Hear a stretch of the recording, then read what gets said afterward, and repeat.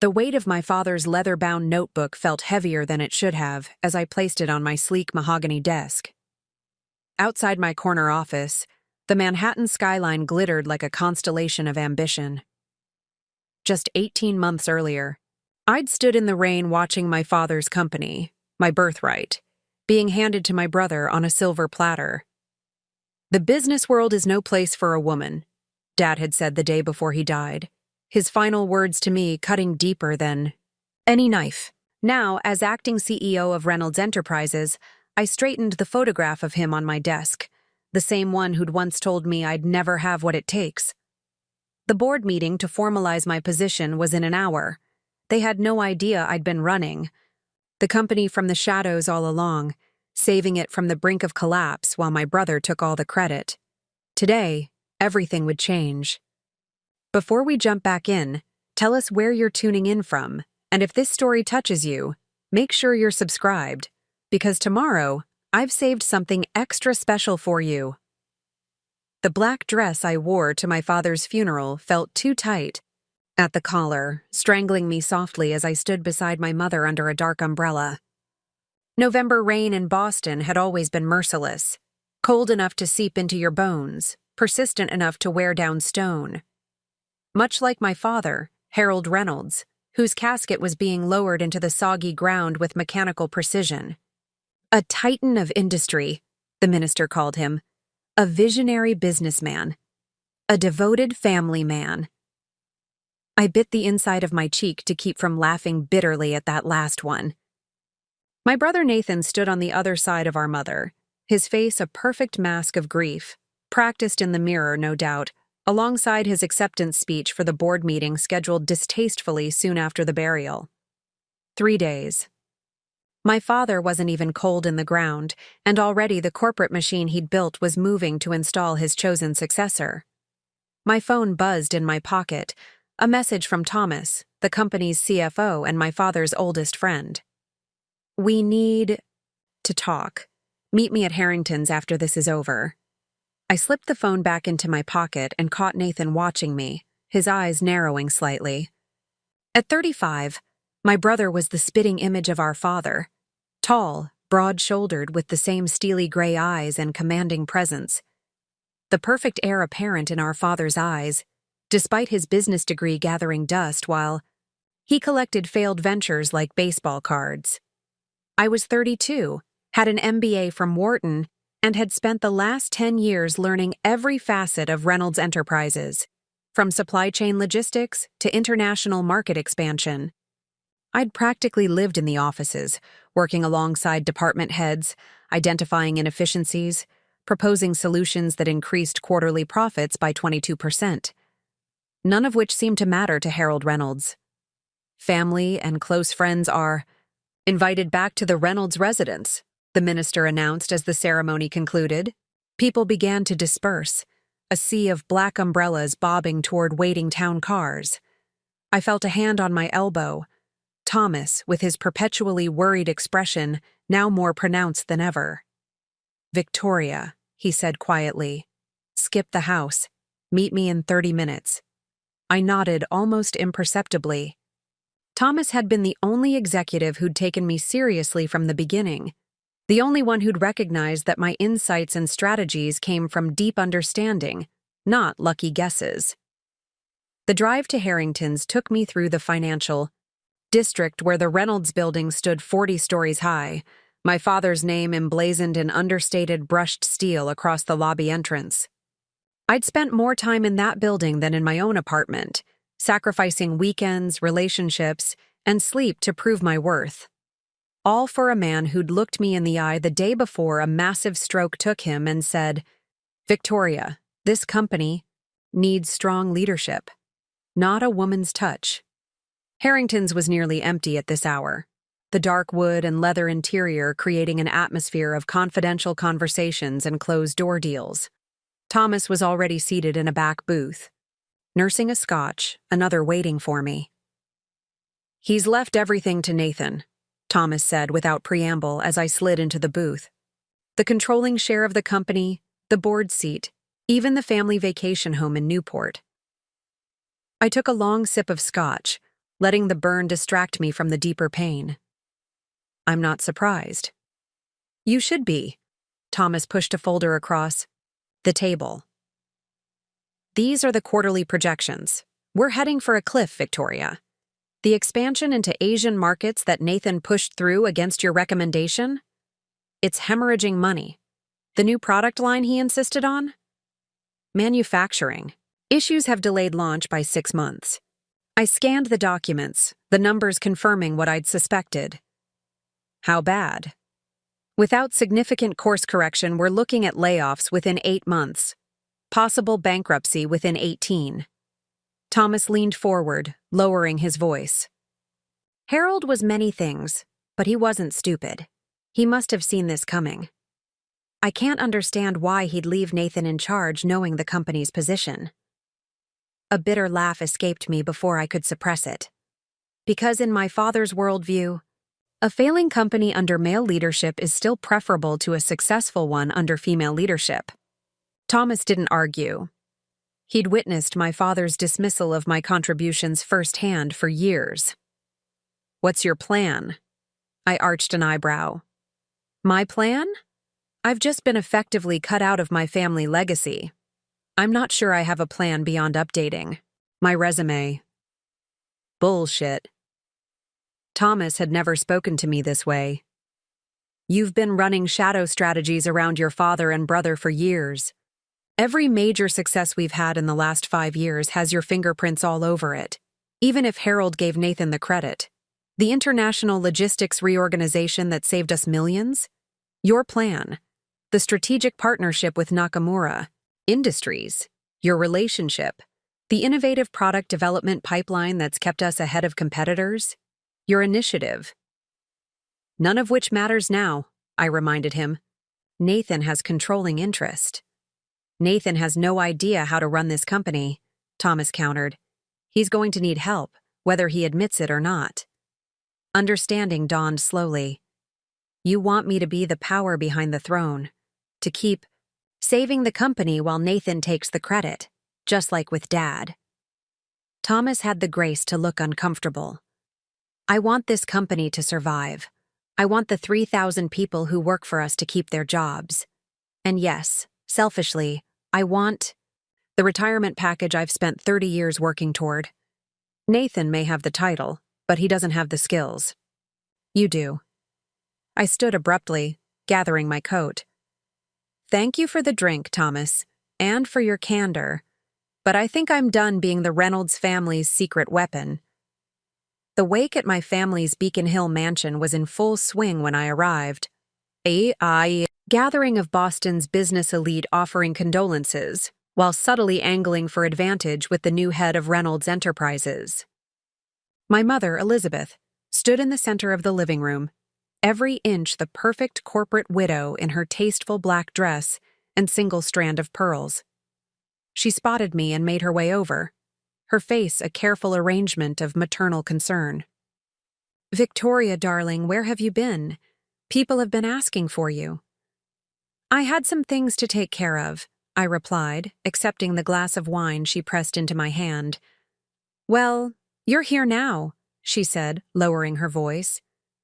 Try to be supportive of your brother. This transition is going to be very difficult for him.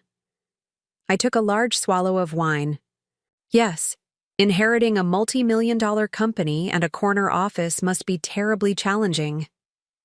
Victoria. Her tone held warning. Your father made his decisions for the good of the company. Nathan has the right temperament for leadership. Nathan has the right gender for leadership, you mean? Don't be crude. She glanced around to ensure no one had overheard. Harold believed in traditional roles. You know that. Traditional roles. Is that what we're calling sexism these days? My mother's perfectly composed face cracked slightly. Your father loved you, Victoria. He just didn't think that I was capable of running the company I've essentially been managing for the past 5 years. I finished for her.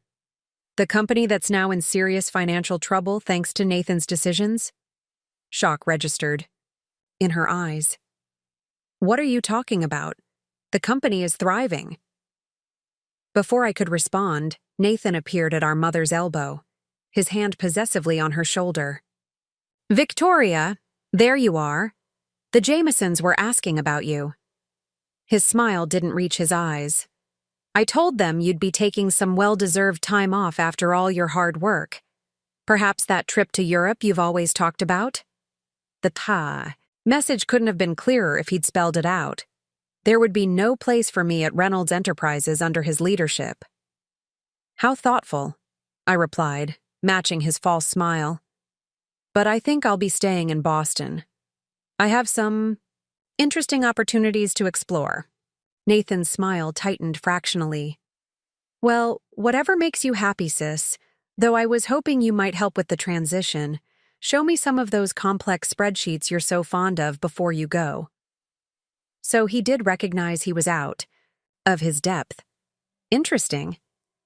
"I've left comprehensive documentation for all my projects," I lied smoothly. "I'm sure you'll figure it out. You are a Reynolds after all."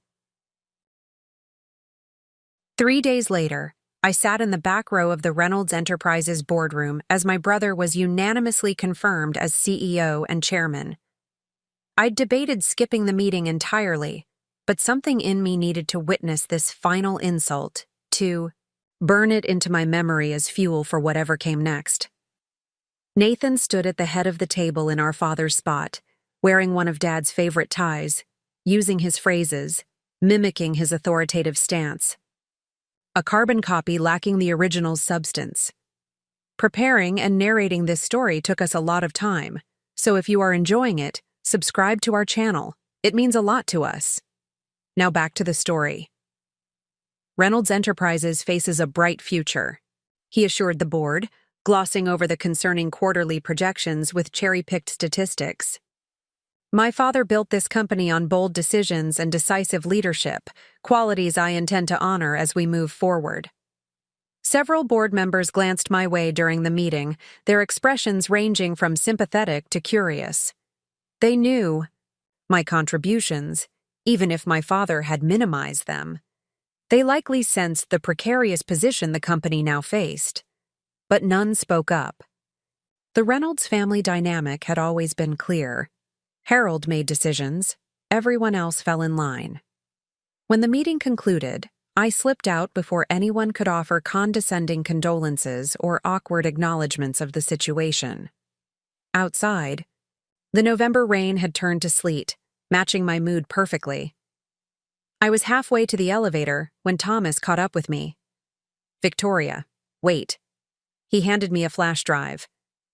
Financial projections, current contract statuses, pending negotiations.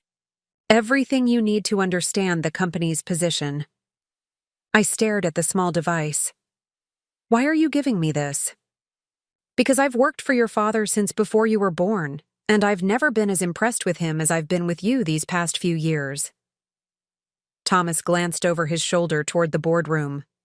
"Nathan's going to run this company into the ground without even understanding how he did it.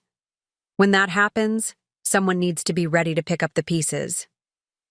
I slipped the flash drive into my pocket. "What makes you think I'd care what happens to Reynolds Enterprises now?" "Because despite everything, you love this company," Thomas replied simply. "You wouldn't have worked so hard to improve it if you didn't." That night, in my downtown apartment with its view of the financial district, I plugged in the flash drive and began reviewing the data. The situation was even worse than Thomas had indicated. Nathan's impulsive decision to expand into Asian markets without proper market research or infrastructure had created a massive cash drain. His insistence on developing a new product line against the recommendation of our R&D department had diverted resources from proven revenue streams. The company wasn't just heading for trouble, it was actively racing toward it. I poured myself a glass of wine and stared out at the city lights. Reynolds Enterprises employed thousands of people. It supported hundreds of smaller businesses in its supply chain. Its charitable foundation funded educational initiatives across New England. It wasn't just my father's legacy or my lost inheritance. It was a vital economic engine with real human impact. Could I really walk away and watch? it crumble under Nathan's inept leadership? My phone rang, a number I didn't recognize. I answered cautiously. Victoria Reynolds? A woman's voice, crisp and professional. Yes, this is she. My name is Eleanor Matsuda. I'm the CEO of Horizon Innovations. I sat up straighter. Horizon was one of the fastest-growing tech firms on the West Coast, known for disruptive technologies and an aggressive acquisition strategy. I understand you're no longer with Reynolds Enterprises, she continued. I'd like to discuss a potential opportunity with our organization. Your reputation for strategic insight and operational excellence has caught our attention. A smile spread across my face, the first genuine one in weeks. I'm listening. We're looking for someone to head our East Coast expansion. Someone who understands the established business landscape but isn't afraid to challenge traditional approaches. There was a knowing quality to her voice. Someone exactly like you, Ms. Reynolds. By the time the call ended an hour later, I had a preliminary offer that would give me significant authority, excellent compensation, and most importantly, recognition of my abilities. I could leave Boston, leave the shadow of Reynolds Enterprises, and build something new. I should have felt elated. Instead, I found myself returning to the financial documents from Thomas, scanning through employee rosters, remembering faces and names, people whose livelihoods would be collateral damage in Nathan's incompetent leadership. My father's words echoed in my mind. The business world is no place for a woman. He'd said it not just at the end, but throughout my life. When I'd announced my intention to study business rather than English literature, when I'd chosen Wharton over the less demanding program he'd suggested, when I'd asked to start in operations rather than human resources, always underestimated, always dismissed. I opened my laptop and began drafting a plan, not for Horizon Innovations, but for Reynolds Enterprises. A shadow strategy that could be implemented without Nathan ever realizing who was behind it. A way to protect the company, its employees, and yes, even its clueless new CEO from complete disaster. If my father thought women couldn't run businesses, I would prove him wrong from beyond the grave. Nathan might have the title, but I would have the influence, executed so skillfully he would never even know he wasn't in control. I worked through the night, creating detailed strategies for damage control in the Asian markets, restructuring, the product development timeline, and stabilizing cash flow. When dawn broke over Boston Harbor, I had a comprehensive rescue plan and a decision. I called Eleanor Matsuda and negotiated a 6-month postponement of my start date, citing personal matters that needed resolution. Then I called Thomas. I need access and information, I told him without preamble. Not official authority, just the ability to implement necessary changes through trusted department heads. You're going to save the company without taking credit, Thomas said. It wasn't a question. I'm going to save the company because it needs saving, I corrected. Whether Nathan ever acknowledges my role is irrelevant. He won't, Thomas warned. He'll take all the credit, just like your father did. I thought of the offer from Horizon, safely secured as my exit strategy. Let him. This isn't about recognition anymore. It's about proving something to myself. What I didn't say, what I barely admitted even to myself, was that it was also about proving something to my father, wherever he was now. That his daughter could not only run his business, but could salvage it from the ruins his son was creating. This was no longer about inheritance or title. It was about competence versus incompetence, capability versus privilege, and the ultimate vindication that would come not from public acknowledgement, but from concrete results. I was done seeking Harold Reynolds' approval. Now I was simply going to prove him wrong. The Reynolds Enterprises headquarters had always felt like a second home to me. Now, as I walked through the revolving doors on a frosty December morning, I felt like an intruder. The security guard, Frank, who had watched me grow up from a gangly teenager into a business professional, nodded with a warm smile. "Good morning, Ms. Reynolds. It's good to see you back." "Just visiting, Frank," I corrected him, signing the visitor log rather than using my still active access card. Thomas and I had agreed that maintaining the appearance of my separation from the company was crucial. "Meeting with Mr. Calloway." "Of course," Frank said, though his eyes held questions. "Mr. Reynolds is out at client meetings all morning, if that matters." I allowed myself a small smile. "Thank you for the information." The executive floor was quieter than usual, the holiday season having thinned the ranks of administrative staff. Thomas's assistant, Margaret, greeted me with a conspiratorial nod and ushered me directly into his office without announcing me over the intercom, another small but important precaution.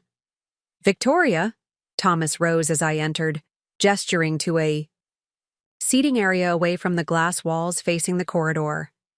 "Thank you for coming in." "You made it sound urgent," I replied, taking the offered seat and declining coffee with a small shake of my head. "It is." He slid a folder across the table. "Nathan has scheduled an emergency board meeting for tomorrow morning. He's planning to announce a complete restructuring of our European operations." I flipped through the documents, my stomach tightening with each page. This is catastrophic.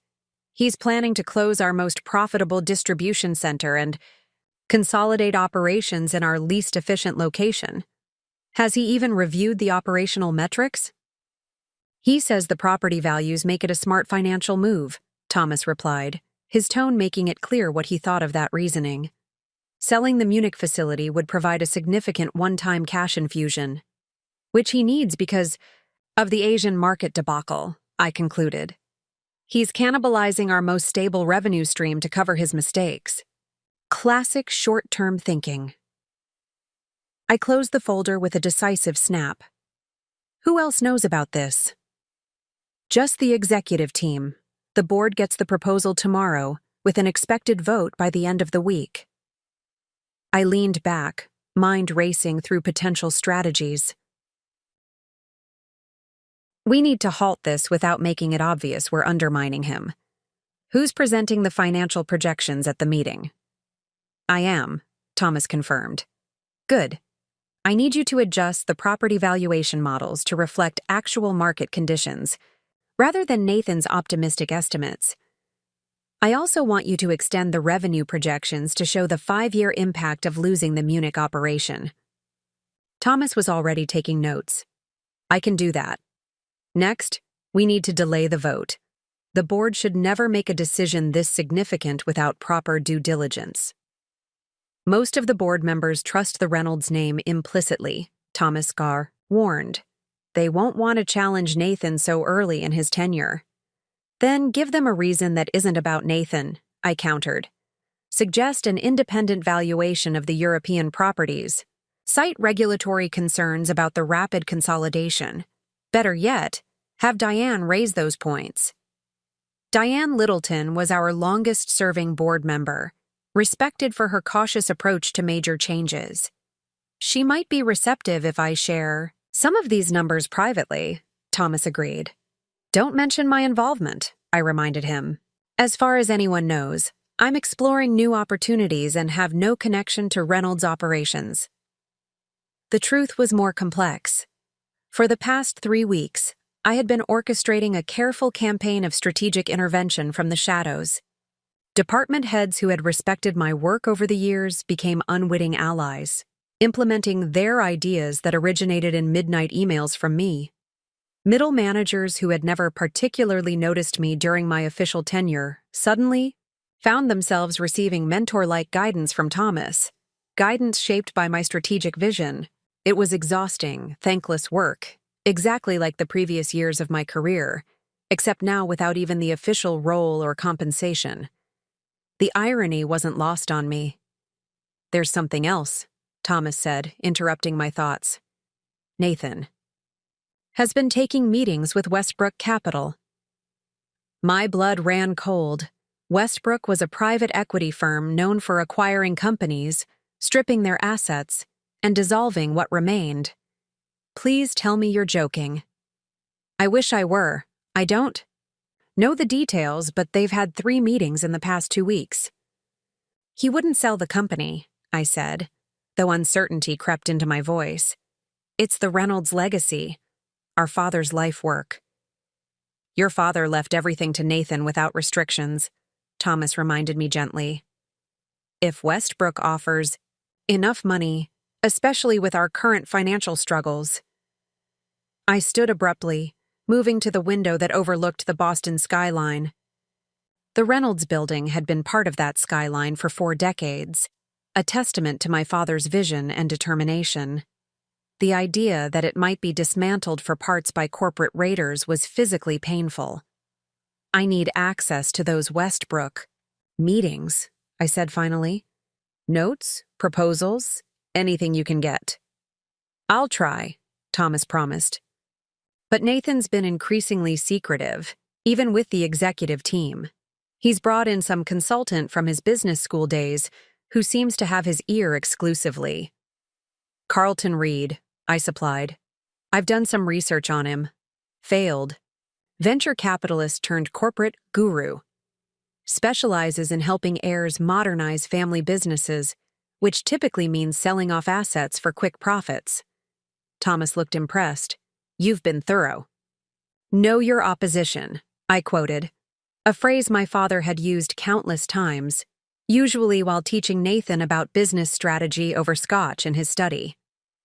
I had listened from the hallway, uninvited but unwilling to miss the lessons.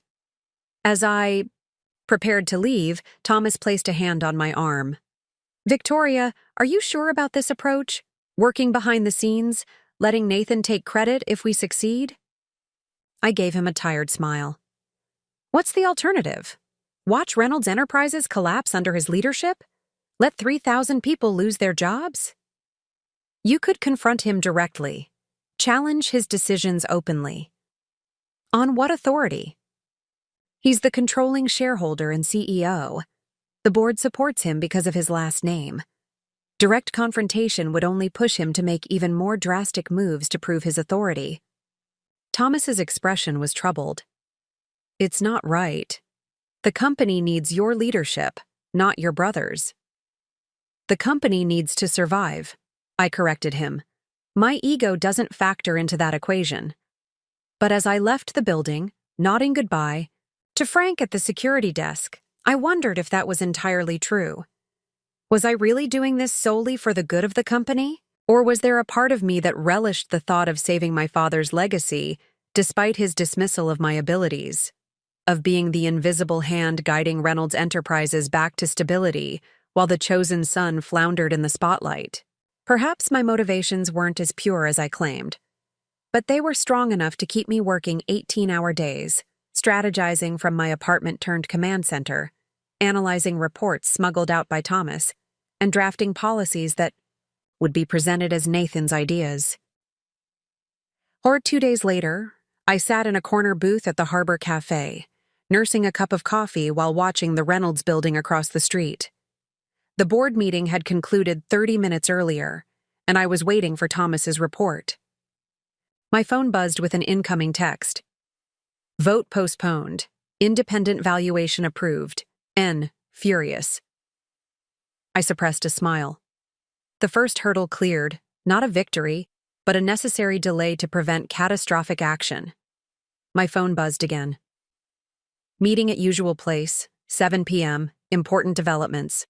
The usual place was Thomas's boat, a modest cabin cruiser docked at the marina where we could speak freely without risk of being overheard by Reynolds employees or associates. It had become our war room of sorts, complete with a secure laptop and file storage. I arrived at the marina just after sunset, the December air biting through my wool coat. Thomas was already aboard, the cabin lights casting a warm glow against the gathering darkness. We've bought some time on the European situation, he said as I stepped aboard, but there's a bigger problem emerging. He handed me a manila envelope. Inside was a preliminary term sheet from Westbrook Capital, an offer to acquire Reynolds Enterprises for significantly less than its market value. They're lowballing because they know we're vulnerable, I said, scanning the details. Nathan hasn't agreed to this, has he? Not yet, but Reed is pushing hard, calling it a golden parachute opportunity. Says Nathan can walk away with enough money to never work again, free from the burden of running a struggling company. The very thought made me nauseated. Nathan may be inept, but he can't possibly be considering this. It would destroy everything our father built. Thomas's silence spoke volumes. You think he might actually do it, I realized. I think Nathan is in over his head and knows it, Thomas replied carefully. His decisions have accelerated the company's decline. The board is starting to ask difficult questions. Westbrook offers him an escape with personal financial security. I paced the small cabin, thoughts racing.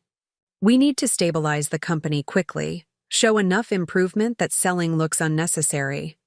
The Asian market expansion is the biggest drain. We need to restructure or withdraw entirely. Nathan won't withdraw. It was his flagship initiative. Then we need to fix it, I decided. Who's running point on the Asian operations? Jennifer Chen. She was your hire for the international division, if you recall. I did recall. Jennifer was brilliant, methodical, and had questioned the aggressive expansion timeline from the beginning. Is she still in Singapore? Thomas nodded, leading the regional office. I need to speak with her directly, I said. Set up a secure call. We need to develop a rescue plan that can be implemented without Nathan's awareness. Victoria. Thomas's voice held caution. What you're suggesting goes beyond providing background guidance. You're talking about deliberately circumventing the CEO's authority to implement substantive operational changes. I'm talking about saving the company, I corrected, though I knew he was right. What had started as strategic advice had evolved into something more comprehensive and more risky. If Nathan discovers what we're doing, what will he do? Fire me? I gave a bitter laugh. I don't work here, remember? He could fire me, Thomas pointed out, and anyone else involved. I hadn't considered that my actions might endanger others' livelihoods. You're right. I should pull back. That's not what I'm saying. Thomas's voice was firm. I'm saying we need to be extremely careful, and we need more allies. Who did you have in mind? The department heads who respect you? The board members who questioned your father's decision to pass you over. We don't tell them everything, but we create a coalition of influence to steer Nathan toward better decisions. It was a more sophisticated approach than my behind-the-scenes maneuvering, and potentially more effective. That would require coming out of the shadows, at least partially. It would, Thomas agreed. The question is whether your desire to prove your father wrong is more important than your desire to save his company. The question stung with its accuracy. I had been so focused on the vindication of succeeding where Nathan failed that I'd limited my own effectiveness. A true leader would use every available resource, including her own reputation and relationships. Set up the call with Jennifer, I decided, and make a list of potential allies within the company. It's time to expand our operation. By mid-January, the Guidance Committee, as we called our unofficial coalition, had grown to include 7 key executives and managers. Each had been approached carefully, their loyalty and competence vetted before Thomas broached the subject of my involvement. Each had readily agreed to the unusual arrangement, many expressing that they had always believed I should have been running the company. We met weekly at various locations away from corporate eyes. Thomas's boat, a private room at Harrington's, even my apartment when security was paramount. Each meeting followed the same format: department updates, identification of critical issues, strategy development, and assignment of action items that could be executed within the existing corporate structure. The Asian market strategy was our first major success. Jennifer Chen implemented a phased restructuring that reduced overhead by 40% while maintaining our foothold in key growth areas. The changes were positioned to Nathan as necessary adjustments recommended by the regional team, with careful documentation that made rejection difficult. Nathan, eager to salvage his flagship initiative without admitting failure, approved the changes with minimal scrutiny. The immediate reduction in cash burn gave the company breathing room and began to ease the pressure for drastic measures like the European consolidation or a Westbrook sale. Our coalition expanded cautiously, adding, individuals whose specialized knowledge or positional authority could advance our agenda of stabilization and renewal. By February, we had effectively created a shadow executive team that was guiding Reynolds Enterprises back toward profitability without the CEO's knowledge. The irony of the situation wasn't lost on me. I had spent years being overlooked while contributing to the company's success under my father's leadership. Now I was deliberately remaining invisible while orchestrating a corporate rescue under my brother's nominal control. The difference was that this invisibility was my choice, a strategic decision rather than an imposed limitation. There was power in that distinction, a sense of agency that transformed the experience from frustrating to almost exhilarating. But challenges remained. Nathan, buoyed by the improving numbers in Asia, had become more confident in his leadership abilities and more resistant to guidance from the executive team. Carlton Reed remained a dangerous influence, constantly seeking vulnerabilities that could be exploited for quick profits, regardless of long-term consequences. And then there was the personal toll. My postponed start date with Horizon Innovations was approaching, forcing a decision about my longer-term plans. The constant secrecy and strategic maneuvering was exhausting, consuming my life in a way that left little room for anything else. On a particularly cold February evening, I found myself alone in my apartment, surrounded by financial reports and strategy documents. My phone buzzed with a text from Eleanor Matsuda at Horizon. Need your decision by Friday. Position cannot remain open indefinitely. I set the phone down without responding, turning instead to the window where the lights of the Reynolds building shone against the night sky. 6 weeks of intensive intervention had begun to stabilize the company. The Asian market losses had been contained. The European consolidation had been reconfigured into a more sensible optimization plan. The Westbrook talks had cooled as our financial position improved. But the company wasn't safe yet. Nathan remained unpredictable, Reed remained influential, and the shadow guidance system remained precarious. If I left for Horizon now, all our progress might unravel. A light knock at my door interrupted my thoughts. Few people had access to my building, and fewer still would visit unannounced at 9 in the evening. I checked the peephole, surprised to find Jennifer Chen, who should have been in Singapore managing our Asian operations. Jennifer, I said, opening the door. I didn't know you were back in Boston. Just arrived this afternoon, she replied, unwinding a scarf from her neck as she entered.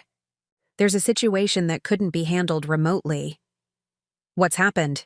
I asked, leading her to the living room where my impromptu office was spread across every surface. Nathan called an emergency meeting with the Asian team yesterday, she explained, accepting the offered seat on my sofa. He's decided our restructuring hasn't been aggressive enough. He wants to accelerate the expansion again, reopen the facilities we strategically closed, and double our marketing budget. I stared at her in disbelief. That would undo everything we've accomplished. The reduced burn rate is the only thing keeping us solvent. I know, Jennifer said grimly. When I tried to explain the financial implications, he accused me of small thinking and said this was why women rarely succeed in international business. Her words hit me like a physical blow, my father's voice echoing in my mind. The business world is no place for a woman. What exactly did he say? I asked, my voice tight. Jennifer hesitated. His exact words were, "This is why my father always said women don't belong in executive roles. Too risk-averse, too focused on problems instead of opportunities." I sat down heavily, the familiar pain of dismissal washing over me. But it was quickly replaced by something else, a cold, clear anger that crystallized my thinking in a way weeks of strategic planning hadn't managed to do. Nathan isn't just implementing bad business strategy, I said slowly. He's perpetuating our father's worst qualities, the arrogance, the gender bias, the dismissal of evidence-based decision-making in favor of gut instinct and bravado. Jennifer nodded. The team in Singapore is demoralized. Several key managers are updating their resumes. When is Nathan planning to announce these changes? Monday morning at the executive committee meeting. 3 days. Not much time to formulate a response, but perhaps enough. Thank you for coming to me directly, I told her. I'll handle this. After Jennifer left, I called Thomas, despite the late hour. We need to meet, everyone, tomorrow morning. What's happened? He asked, instantly alert. Nathan is about to undo all our work in Asia, and I'm done operating in the shadows. The next morning, our entire coalition gathered in a private room at the Harbor View Hotel, well away from corporate eyes but with a clear view of the Reynolds building across the harbor, a symbolic reminder of what we were fighting to preserve. Nathan's decision to re-accelerate Asian expansion would be catastrophic, I told the assembled group, after Jennifer had briefed them on the details. We've managed to reduce the cash burn from a hemorrhage to a controlled bleed. This would rip the wound open again. Can we delay the decision like we did with the European consolidation? Asked Robert from operations. Unlikely, Thomas replied. The Asian operations fall entirely within CEO authority. No board approval required unless it involves a capital raise. Then we need to prevent the announcement entirely, I said. Not delay it. The room fell silent as all eyes turned to me. How exactly do you propose to do that? Asked Diana from legal. I took a deep breath. The plan that had formed during my sleepless night was radical, potentially career-ending for some in the room, and completely contrary to my previous strategy of invisible influence. I'm going to confront Nathan directly, with irrefutable evidence that his Asian strategy will destroy the company. Concerned murmurs filled the room. Victoria, Thomas cautioned, we've discussed this. Direct confrontation will only make him more determined to assert his authority. Not if the confrontation isn't just from me, I clarified, and not if it comes with an alternative he can't refuse.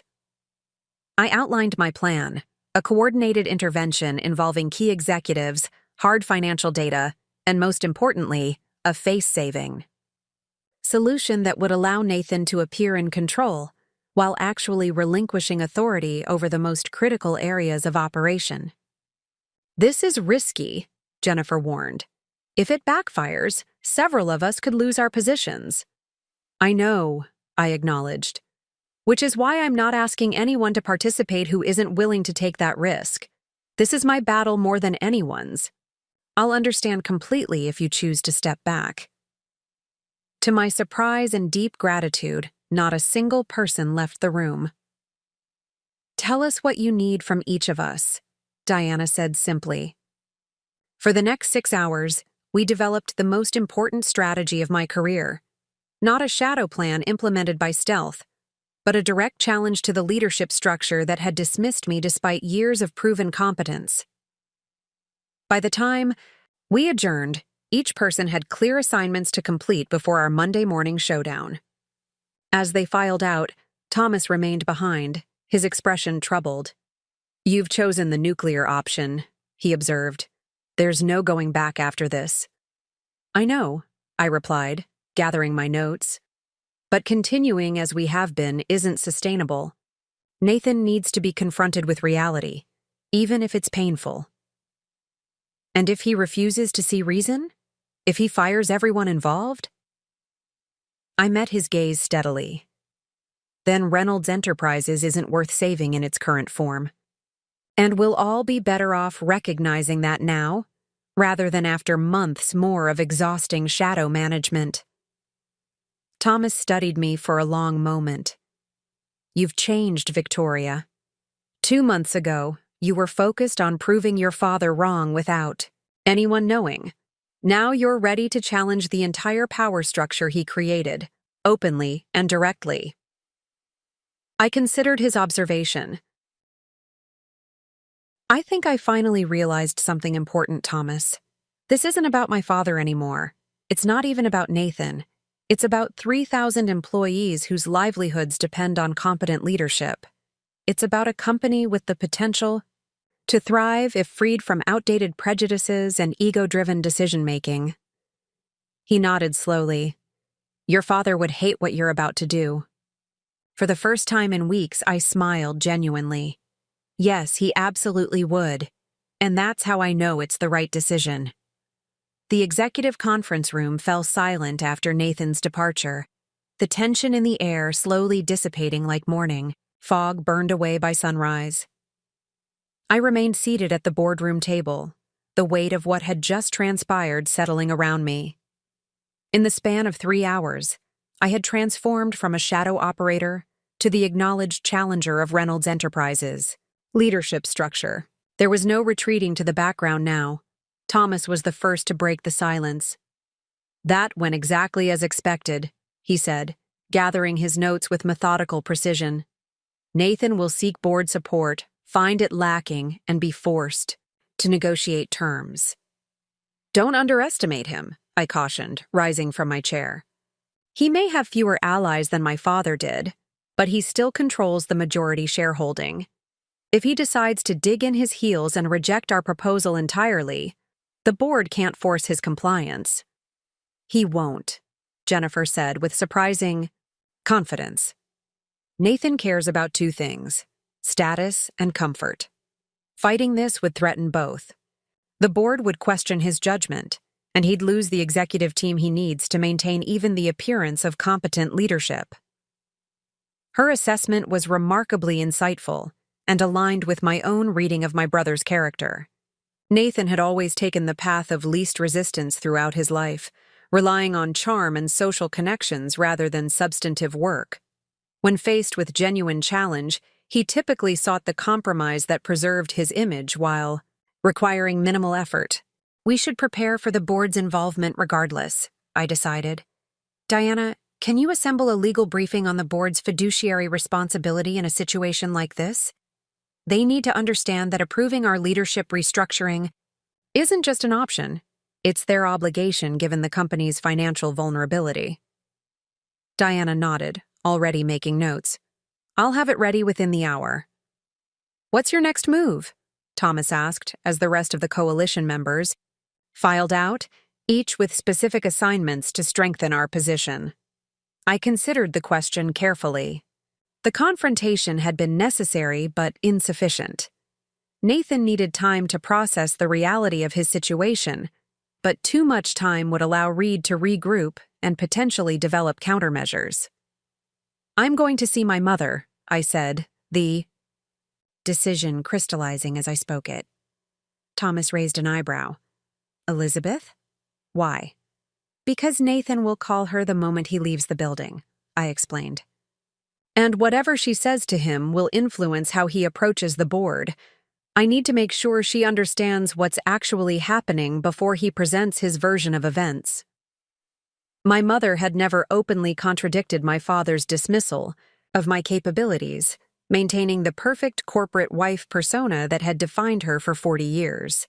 But I had occasionally caught glimpses of something else beneath that carefully maintained surface. Flashes of sharp intelligence and independent assessment at odds with her public deference. Do you think she'll support your position? Thomas asked skeptically. I don't know, I admitted. But I can't afford to have her actively working against it. Even if she remains neutral, that's better than having her reinforce Nathan's resistance. The drive to my parents' Beacon Hill home took 20 minutes, during which I mentally rehearsed various approaches to a conversation I had been avoiding for years. How do you ask someone who has tacitly endorsed your marginalization to now support your assertion of authority? What arguments would resonate with a woman who had built her identity around supporting the very patriarchal structure I was challenging? The house looked exactly as it always had. Imposing brownstone facade, meticulously maintained window boxes, brass fixtures polished to gleaming perfection. My mother had created a museum-quality environment that reflected my father's status, while revealing nothing of her own personality or preferences. I rang the bell rather than using my key, a small acknowledgement that I was now a visitor rather than a member of the household. After a moment, the housekeeper opened the door, her expression registering surprise at my unannounced appearance. "Ms. Victoria, we weren't expecting you today." "Hello, Maria. Is my mother available?" "She's in the sunroom with her correspondence. Shall I announce you?" "No need," I replied, already moving toward the rear of the house where my mother spent most mornings attending to her social obligations and charity work. I found her exactly as described, seated at her writing desk with a stack of personalized stationery before her, her fountain pen moving across the paper with elegant efficiency. At 65, Elizabeth Reynolds remained a striking woman. Silver, hair perfectly styled, posture impeccable, clothing tastefully expensive without being ostentatious. She looked up as I entered, her expression revealing nothing beyond polite surprise. "Victoria, this is unexpected."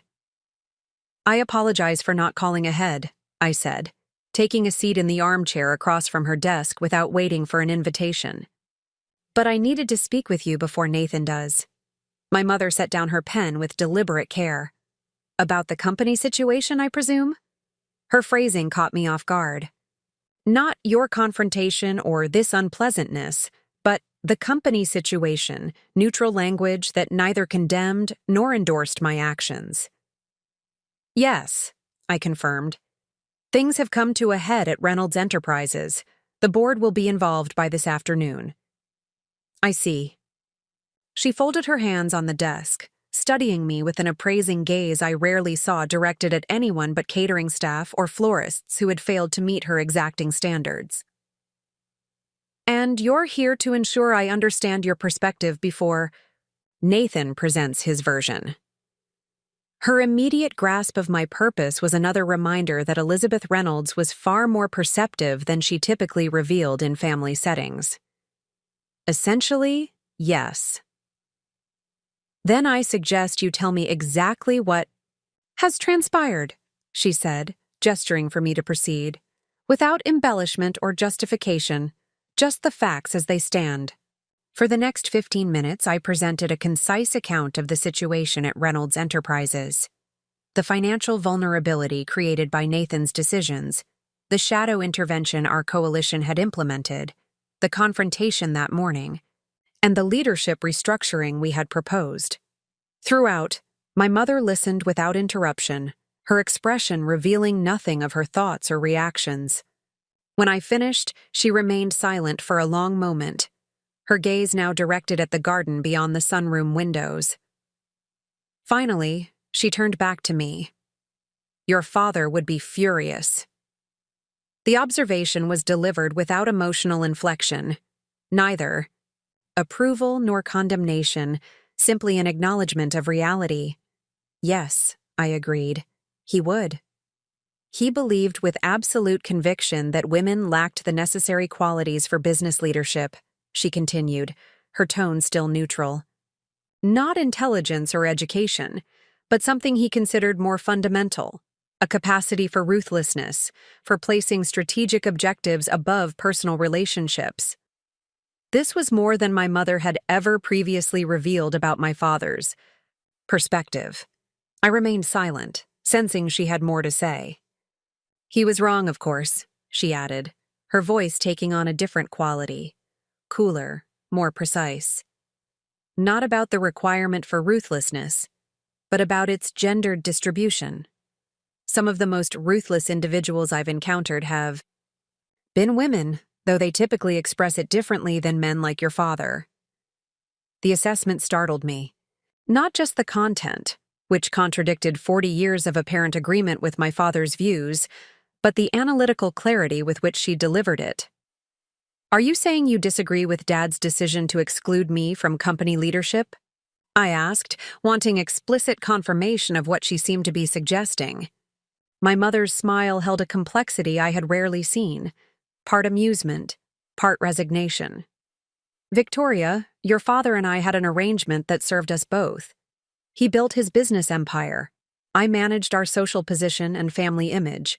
We each respected the other's domain expertise without interference. She paused. That doesn't mean I always agreed with his assessments, particularly regarding you. You never said anything, I observed, a lifetime of silent dinners and unacknowledged achievements hovering between us. Would it have changed his mind? She asked simply. Harold formed his opinions at 20 and spent the next 45 years selectively interpreting reality to confirm them. My disagreement would have created marital conflict without altering his decisions. She straightened a pen on her desk. So I chose a different approach. Which was? To ensure you received every educational advantage, to connect you with mentors he respected enough to listen to quietly reinforce your resilience when his dismissal threatened to discourage you. She met my gaze directly. I couldn't change his mind about women in business, Victoria, but I could prepare you to prove him wrong through empirical results he couldn't dismiss. The revelation was disorienting. I had spent years interpreting my mother's silence as tacit agreement with my father's assessment, perhaps even disappointment that I hadn't pursued a more appropriate path for a Reynolds daughter. The possibility that she had been quietly supporting my development in the limited ways available to her had never occurred to me. Why are you telling me this now? I asked. Because we've reached the inflection point, she replied matter-of-factly. The situation you've described represents the culmination of what I always believed would eventually occur, a moment when your capabilities became too essential to the company's survival to be denied based on gender. She picked up her pen, again. And because you need to understand that when Nathan calls me, as he undoubtedly will, I won't be advising him to fight the inevitable. The statement wasn't exactly a declaration of support, but it represented something equally valuable, the neutrality of a figure Nathan would expect to champion traditional family hierarchy. Without our mother reinforcing his resistance, his isolation would be more complete, his path to acceptance clearer. Thank you, I said simply. Don't mistake my position for sentimentality, she cautioned. I care deeply about Reynolds Enterprises as an institution and about the family legacy it represents. If I believed Nathan's leadership served those interests better than yours, I would support him without hesitation. Her expression softened slightly. But I've observed both of you for 32 years, Victoria. The evidence regarding your respective capabilities is unambiguous. Coming from Elizabeth Reynolds, this constituted effusive praise. I felt an unexpected tightness in my throat, the accumulation of decades of unacknowledged effort finally, receiving recognition from a source I had long ago stopped expecting it from. There is one other thing you should know, my mother added, her tone shifting to something more cautious. Your father made provisions in his personal will that haven't yet been executed. I frowned, confused. What provisions? The estate settlement was completed months ago. Not the financial aspects, she clarified. There was a sealed letter with instructions to be delivered to the board on the first anniversary of his death. Nathan is unaware of its existence. What does it say?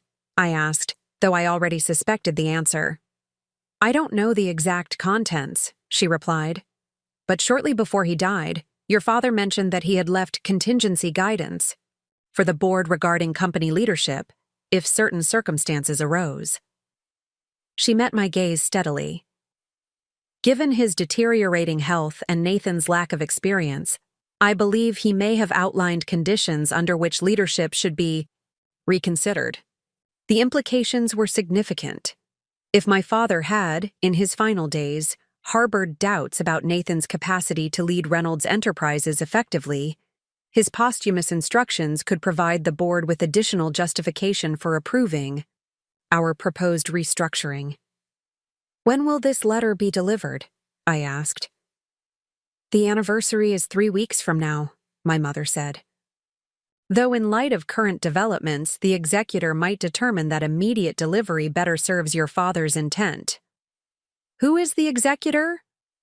Margaret Wilson, she said, naming the board chair who had been my father's closest business associate for 20 years. The piece of information completed the puzzle. Wilson's careful neutrality in recent board meetings, neither openly supporting Nathan's decisions nor questioning his authority, suddenly made sense. She was awaiting the trigger point specified in my father's instructions, maintaining the status quo until then, unless circumstances forced earlier intervention. Today's confrontation and the resulting board engagement might constitute exactly such circumstances. I should go, I said, rising from my chair. The board will be assembling soon.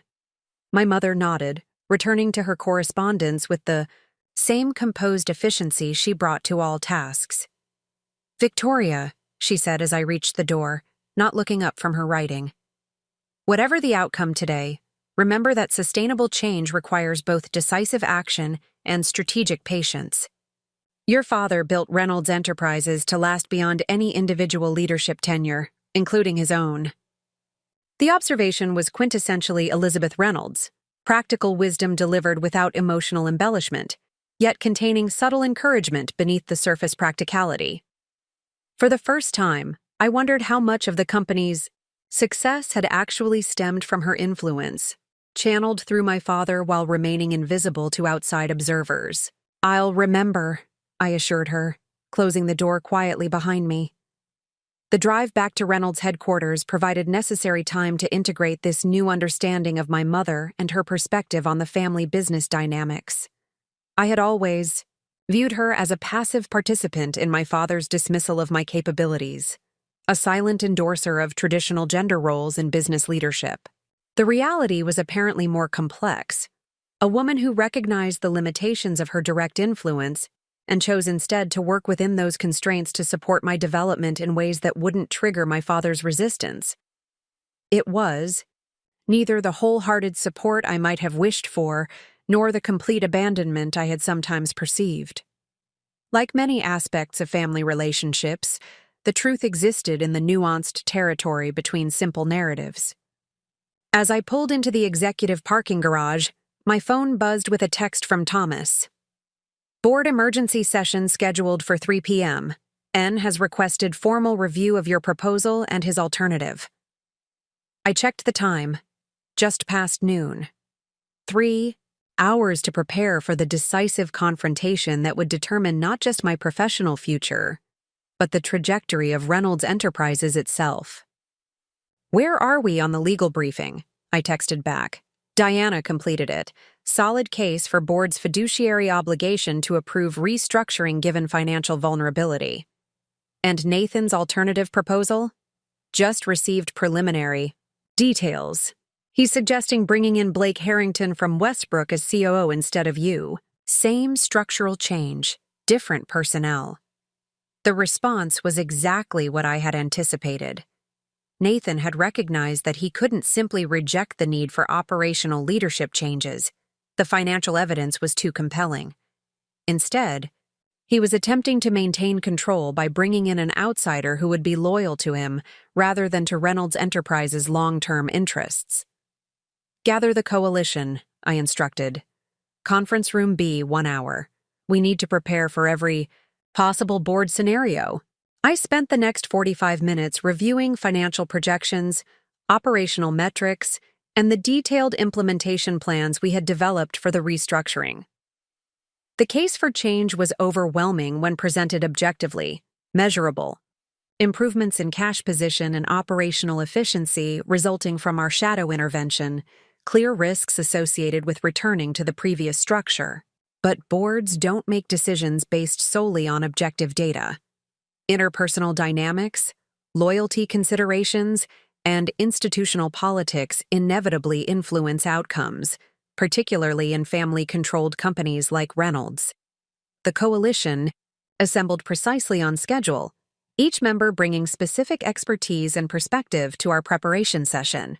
For the next hour, we methodically anticipated potential board questions, prepared responses to likely challenges, and refined our core message. This wasn't about personal ambition or family politics, but about Reynolds Enterprises' survival in its current form. The Nakamura partnership is our strongest leverage point, Jennifer reminded the group. It's a tangible, high-value relationship explicitly tied to Victoria's operational leadership. Unlike our other arguments, it can't be dismissed as subjective assessment or internal politics. We should also emphasize the contrast between Victoria's proven track record with Reynolds and Harrington's history of asset stripping at Westbrook, Diana suggested. Make it clear that this isn't just about who gets the COO title, but about fundamentally different approaches to the company's future. What about Nathan's controlling shareholding? Asked Robert from operations. Even with board support, can't he simply overrule any decision he doesn't like? Technically, yes, Diana acknowledged. But exercising that power against explicit board recommendation would trigger significant governance concerns and potential liability issues. The shareholders' agreement includes provisions for board intervention if controlling interests act against company welfare. Our planning continued until 45 minutes before the board meeting, when we adjourned to make final preparations. As the others left, Thomas remained behind, his expression conveying the significance of the moment. "Whatever happens in that boardroom," he said quietly, "you've already accomplished something remarkable, Victoria. Reynolds Enterprises would likely be facing bankruptcy proceedings without your intervention these past months. Let's make sure the board understands that," I replied, gathering my presentation materials. The company deserves leadership based on capability, not gender or birth order. On that note, Thomas added, "Margaret Wilson has requested a private meeting with you before the board session. Her office, 15 minutes from now." The request was unexpected, but potentially significant. As board chair and my father's longtime associate, Wilson's perspective would carry substantial weight in the final decision. "Did she indicate the purpose?" I asked. Thomas shook his head. "Just that she wanted to speak with you alone before formal proceedings begin." I arrived at Wilson's office precisely on time, having used the intervening minutes to center myself for whatever conversation might unfold. Whatever Margaret Wilson wanted to discuss privately, it would undoubtedly influence the board's approach to the leadership question. Her assistant showed me in immediately. Wilson stood by the window overlooking Boston Harbor, turning as I entered. At 68, she remained an imposing presence. Tall, direct in manner, with the confident bearing of someone who had navigated male-dominated business environments for decades before it became commonplace for women to hold such positions. "Victoria," she greeted me, gesturing to the seating area rather than the more formal desk arrangement. "Thank you for making time before the board meeting." "Of course," I replied, taking the indicated seat. "I assume this concerns the restructuring proposal." "Indirectly," she confirmed, sitting across from me. "I've spoken with your mother." The statement explained the timing of this meeting. Elizabeth had clearly contacted Wilson immediately after my departure. "Then you know about the sealed letter," I said, deciding that directness was the most appropriate approach. Wilson nodded, studying me with the evaluative gaze that had intimidated generations of Reynolds executives. "I do, and I've made the decision to open it now rather than waiting for the anniversary date, given current circumstances." My pulse quickened slightly. "And?" She reached into a folder beside her and extracted a sealed envelope, Harold Reynolds' distinctive handwriting visible on the front. "I haven't opened it yet," she said. "I wanted you present when I did." The gesture was significant, an acknowledgement that whatever instructions my father had left might directly impact my professional future. Wilson broke the seal and extracted several pages of my father's bold handwriting, taking a moment to scan them before speaking. "Your father," she said finally, "was a brilliant businessman with significant blind spots. One of those was his inability to recognize certain forms of capability that didn't mirror his own approach. She looked up from the document. However, he was not entirely oblivious to his limitations. She handed me the letter, her expression impossible to read. "You should see this before the board does." I accepted the pages with steady hands, though my heartbeat had accelerated further. My father's handwriting filled the pages, the same authoritative script that had marked countless business documents throughout my childhood and professional life. The letter began formally, addressing the board with his customary directness. Then, in the third paragraph, a passage jumped out with stunning clarity. If within 18 months of my departure, Reynolds Enterprises experiences significant financial vulnerability under Nathan's leadership, the board should consider implementing a shared executive structure with Victoria, assuming operational oversight while Nathan maintains strategic direction and public representation. Despite my reservations about female leadership in principle, I acknowledge that my daughter's methodical approach to operations may provide necessary balance to my son's more visionary tendencies, particularly during periods of market instability. I read the paragraph twice, struggling to reconcile these words with the father who had explicitly excluded me from succession planning and told me directly that the business world is no place for a woman. The acknowledgement of my capabilities, however grudging and contradictory to his stated principles, represented a complexity I had not attributed to Harold Reynolds. "He never shared these thoughts with me," I said finally, returning the letter. "To Wilson." "Harold compartmentalized rigidly," she replied. "His public positions and private assessments often diverged, particularly toward the end of his life when his health forced certain reckonings." She reclaimed the document, placing it back in the folder. "I believe he recognized your capabilities, but couldn't reconcile that recognition with his generational biases about gender in business leadership. So he created a posthumous contingency plan," I observed, "one that would only activate if his preferred succession approach failed visibly enough to justify intervention." Wilson nodded. "It appears so. The question now is how this information should factor into today's board deliberations." I considered the implications carefully. My father's conditional endorsement of my leadership capabilities could significantly influence board members who had deferred to his judgment during his lifetime. At the same time, using posthumous approval to secure my position seemed contrary to the very point I was trying to establish: that leadership should be allocated based on demonstrated capability rather than patriarchal permission.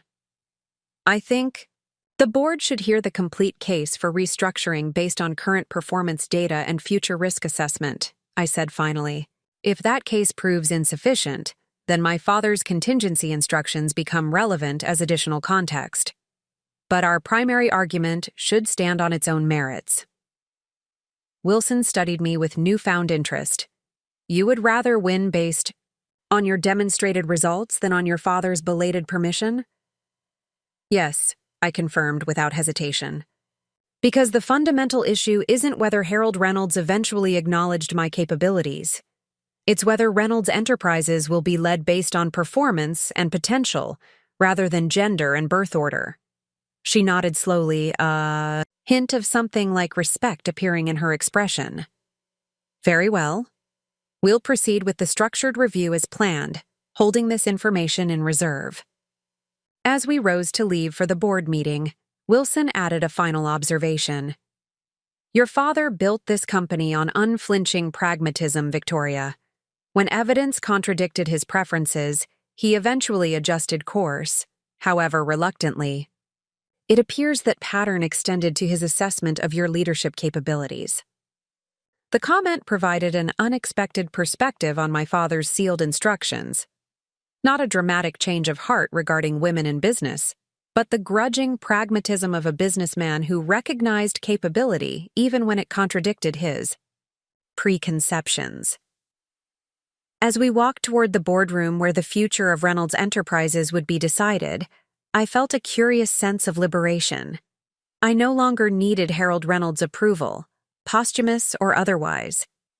The company's welfare and my own demonstrated capabilities would stand as sufficient justification for the leadership role I had earned through years of under-recognized contribution. The board was already assembling as we entered. Executives, taking their places around the massive conference table where generations of Reynolds business decisions had been formalized.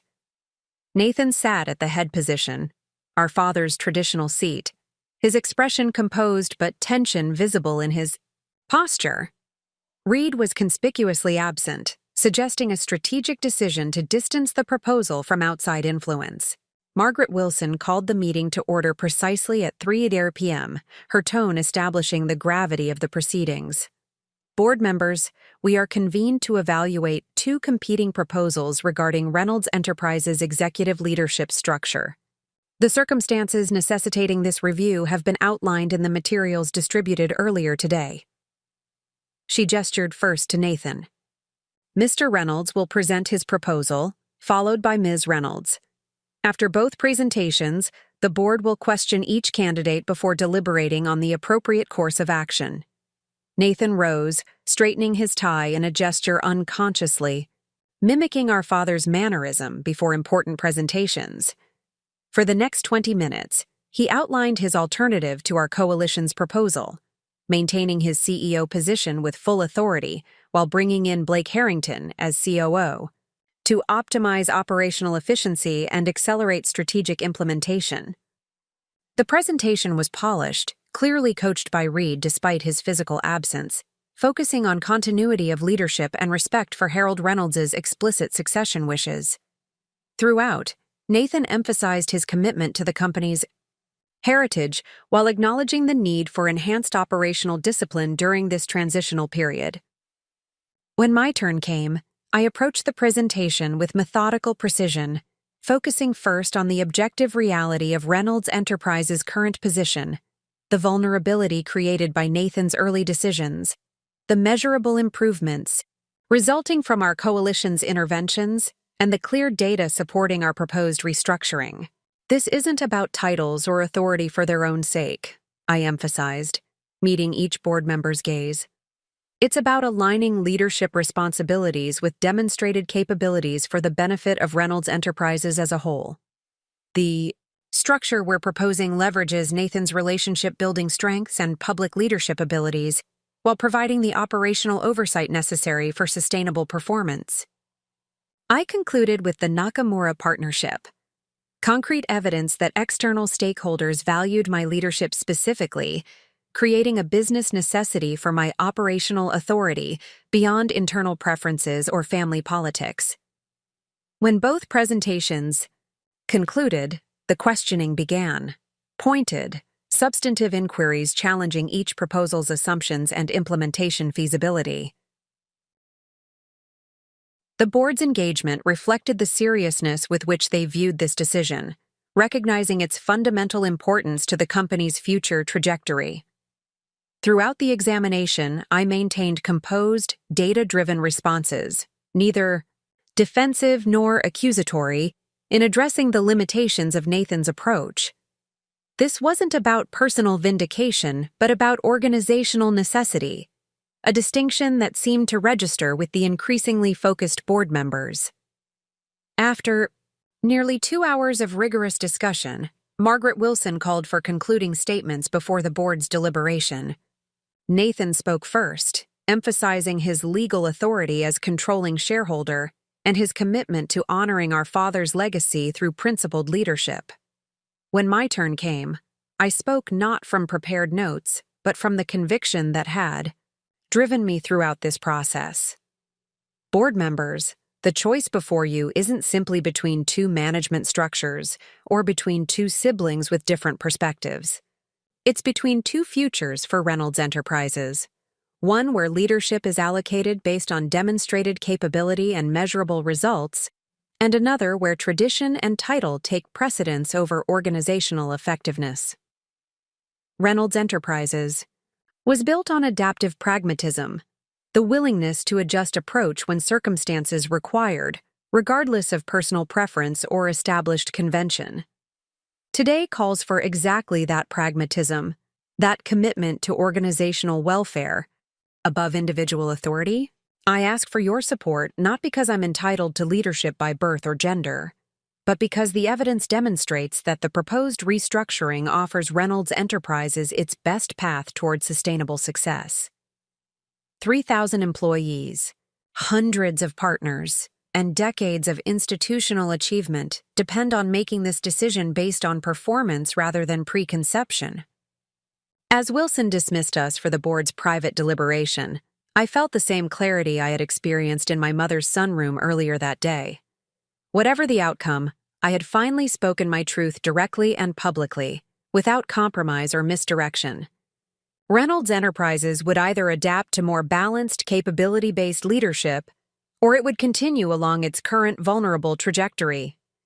In either case, I had broken definitively from the shadow of my father's dismissal and my own acquiescence to it. The board would now determine whether Reynolds Enterprises would do the same.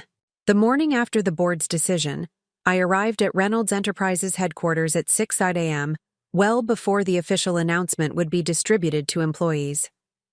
The early hour provided a necessary buffer to prepare for the day ahead, not just logistically, but emotionally. Stepping off the elevator onto the executive floor felt simultaneously familiar and strange, like returning to a childhood home now occupied by new residents.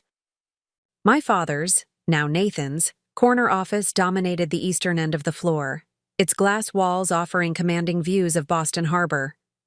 The office allocated for the COO position sat directly opposite, slightly smaller, but with equally impressive western views of the city skyline. The symbolic geography wasn't lost on me. CEO facing east toward the sunrise of new opportunities, COO facing west toward the established business landscape. My father had designed the floor layout himself, his architectural background evident, in the thoughtful positioning. Thomas was already waiting in the conference room adjacent to both offices, coffee prepared and materials organized for our early strategy session. "You look remarkably calm for someone who engineered a corporate revolution yesterday," he observed, sliding a cup of coffee across the table as I set down my briefcase. "Revolution implies destruction of the existing order," I replied, taking the offered coffee. "What we've done is more evolutionary, adapting the leadership structure to meet current challenges while preserving institutional continuity." Thomas smiled. "Always the diplomat, even in victory." "This isn't victory, Thomas. It's opportunity, with all the responsibility that entails." I opened my laptop and pulled up the draft announcement we had prepared for distribution at 8:30 a.m. "Any word on Nathan's arrival time?" "His assistant said he'd be here by 7 to review the announcement before it goes out." I nodded, scanning the document for any language that might unnecessarily provoke pride or insecurity. The announcement needed to present the new structure as a positive development rather than a corrective measure, strengthening rather than demoting Nathan's position while clarifying my operational authority. "Have you spoken with Reed?" I asked, making a minor edit to the third paragraph. Thomas's expression darkened. "He's cleared out his temporary office. According to security, he left the building at 9:45 p.m. yesterday and hasn't returned." "And Harrington at Westbrook?" "No. Official communication. But our contacts there indicate he's been reassigned to another acquisition target. Reed apparently called him directly after the board meeting." I allowed myself a small smile of satisfaction. At least one immediate threat had been neutralized. Without Reed's influence and the Westbrook connection, Nathan would be less likely to pursue aggressive asset-stripping strategies. "How are we handling the Nakamura announcement?" Thomas asked, refilling his coffee cup. "Separate communication, later this week," I decided. Today's message needs to focus on leadership structure without distraction. Once the organizational changes are absorbed, we'll announce the partnership as the first major initiative under the new framework. At precisely 7 a.m., Nathan arrived, his appearance impeccable as always but with subtle indicators of strain, tightness around his eyes, a slightly too rigid posture. He greeted us with formal politeness, pouring himself coffee before taking a seat at the head of the conference table. "Let's review the announcement," he said without preamble, extending his hand for the document. I passed him the printed draft, watching carefully as he read. His expression remained neutral, though his jaw tightened at certain passages. When he finished, he set the paper down deliberately. "It's acceptable, with one modification," he said, his tone businesslike. "The line about complementary leadership skills should be revised to clarify that strategic direction continues to flow from the CEO office. I don't want any confusion about where final authority resides." It was a reasonable request that aligned with the board's decision. "I agree," I said, making the change on my laptop. "Final strategic direction remains your purview, with operational execution under my authority. That clarity will help everyone understand their reporting relationships." Nathan nodded once, seemingly surprised by my ready agreement. Perhaps he had expected resistance, a continuation of the power struggle that had characterized our relationship. But I had meant what I said to the board. This was about creating an effective leadership structure, not about winning personal battles. "I've scheduled department head meetings throughout the day," Nathan said, consulting his phone calendar. "I assume you'll want to be present." "For the initial sessions, yes," I confirmed. "Then we should divide them based on functional reporting lines. Communications, legal, and investor relations should meet primarily with you. Operations, finance, and technology with me. HR, strategy, and business development will require joint oversight." Nathan raised an eyebrow. "You've mapped this out thoroughly." "It's what I do," I replied simply. "Create systems that align structure with objectives." A ghost of a smile crossed his face. "Yes, I suppose it is." For the next hour, we worked with surprising efficiency to finalize the announcement and coordinate our respective schedules for the day. As 8 a.m. approached and employees began filling the building, a palpable tension developed. The official announcement would reach every Reynolds employee simultaneously at 8:30, but rumors were undoubtedly already circulating. "I should return to my office before the announcement," Nathan said, standing. "Better for us to be seen in our respective spaces when the news breaks, presenting a united front from the outset." I nodded in agreement, gathering my materials. As I turned to leave, Nathan spoke again, his voice lower and less certain than before. "Victoria," he said, "I want to be clear about something. I never believed Dad's assertion that women couldn't run businesses. I've worked with too many capable female executives to entertain that nonsense." I waited, sensing there was more.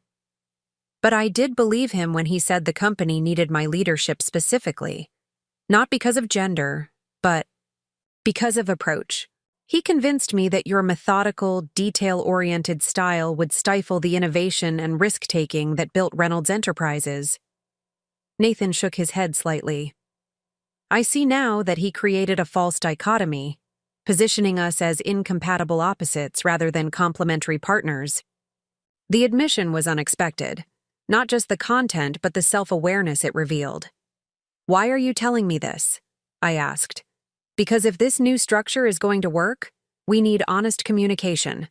I fought your appointment because I genuinely believed it would damage the company, not because I resented you personally." He met my gaze directly.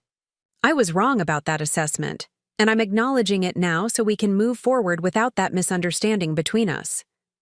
The gesture was significant, a recognition of error without excuses or deflection. "I appreciate that, Nathan," I said carefully. "And in the interest of honest communication, I should acknowledge that I sometimes underestimated your capabilities because they differed from mine.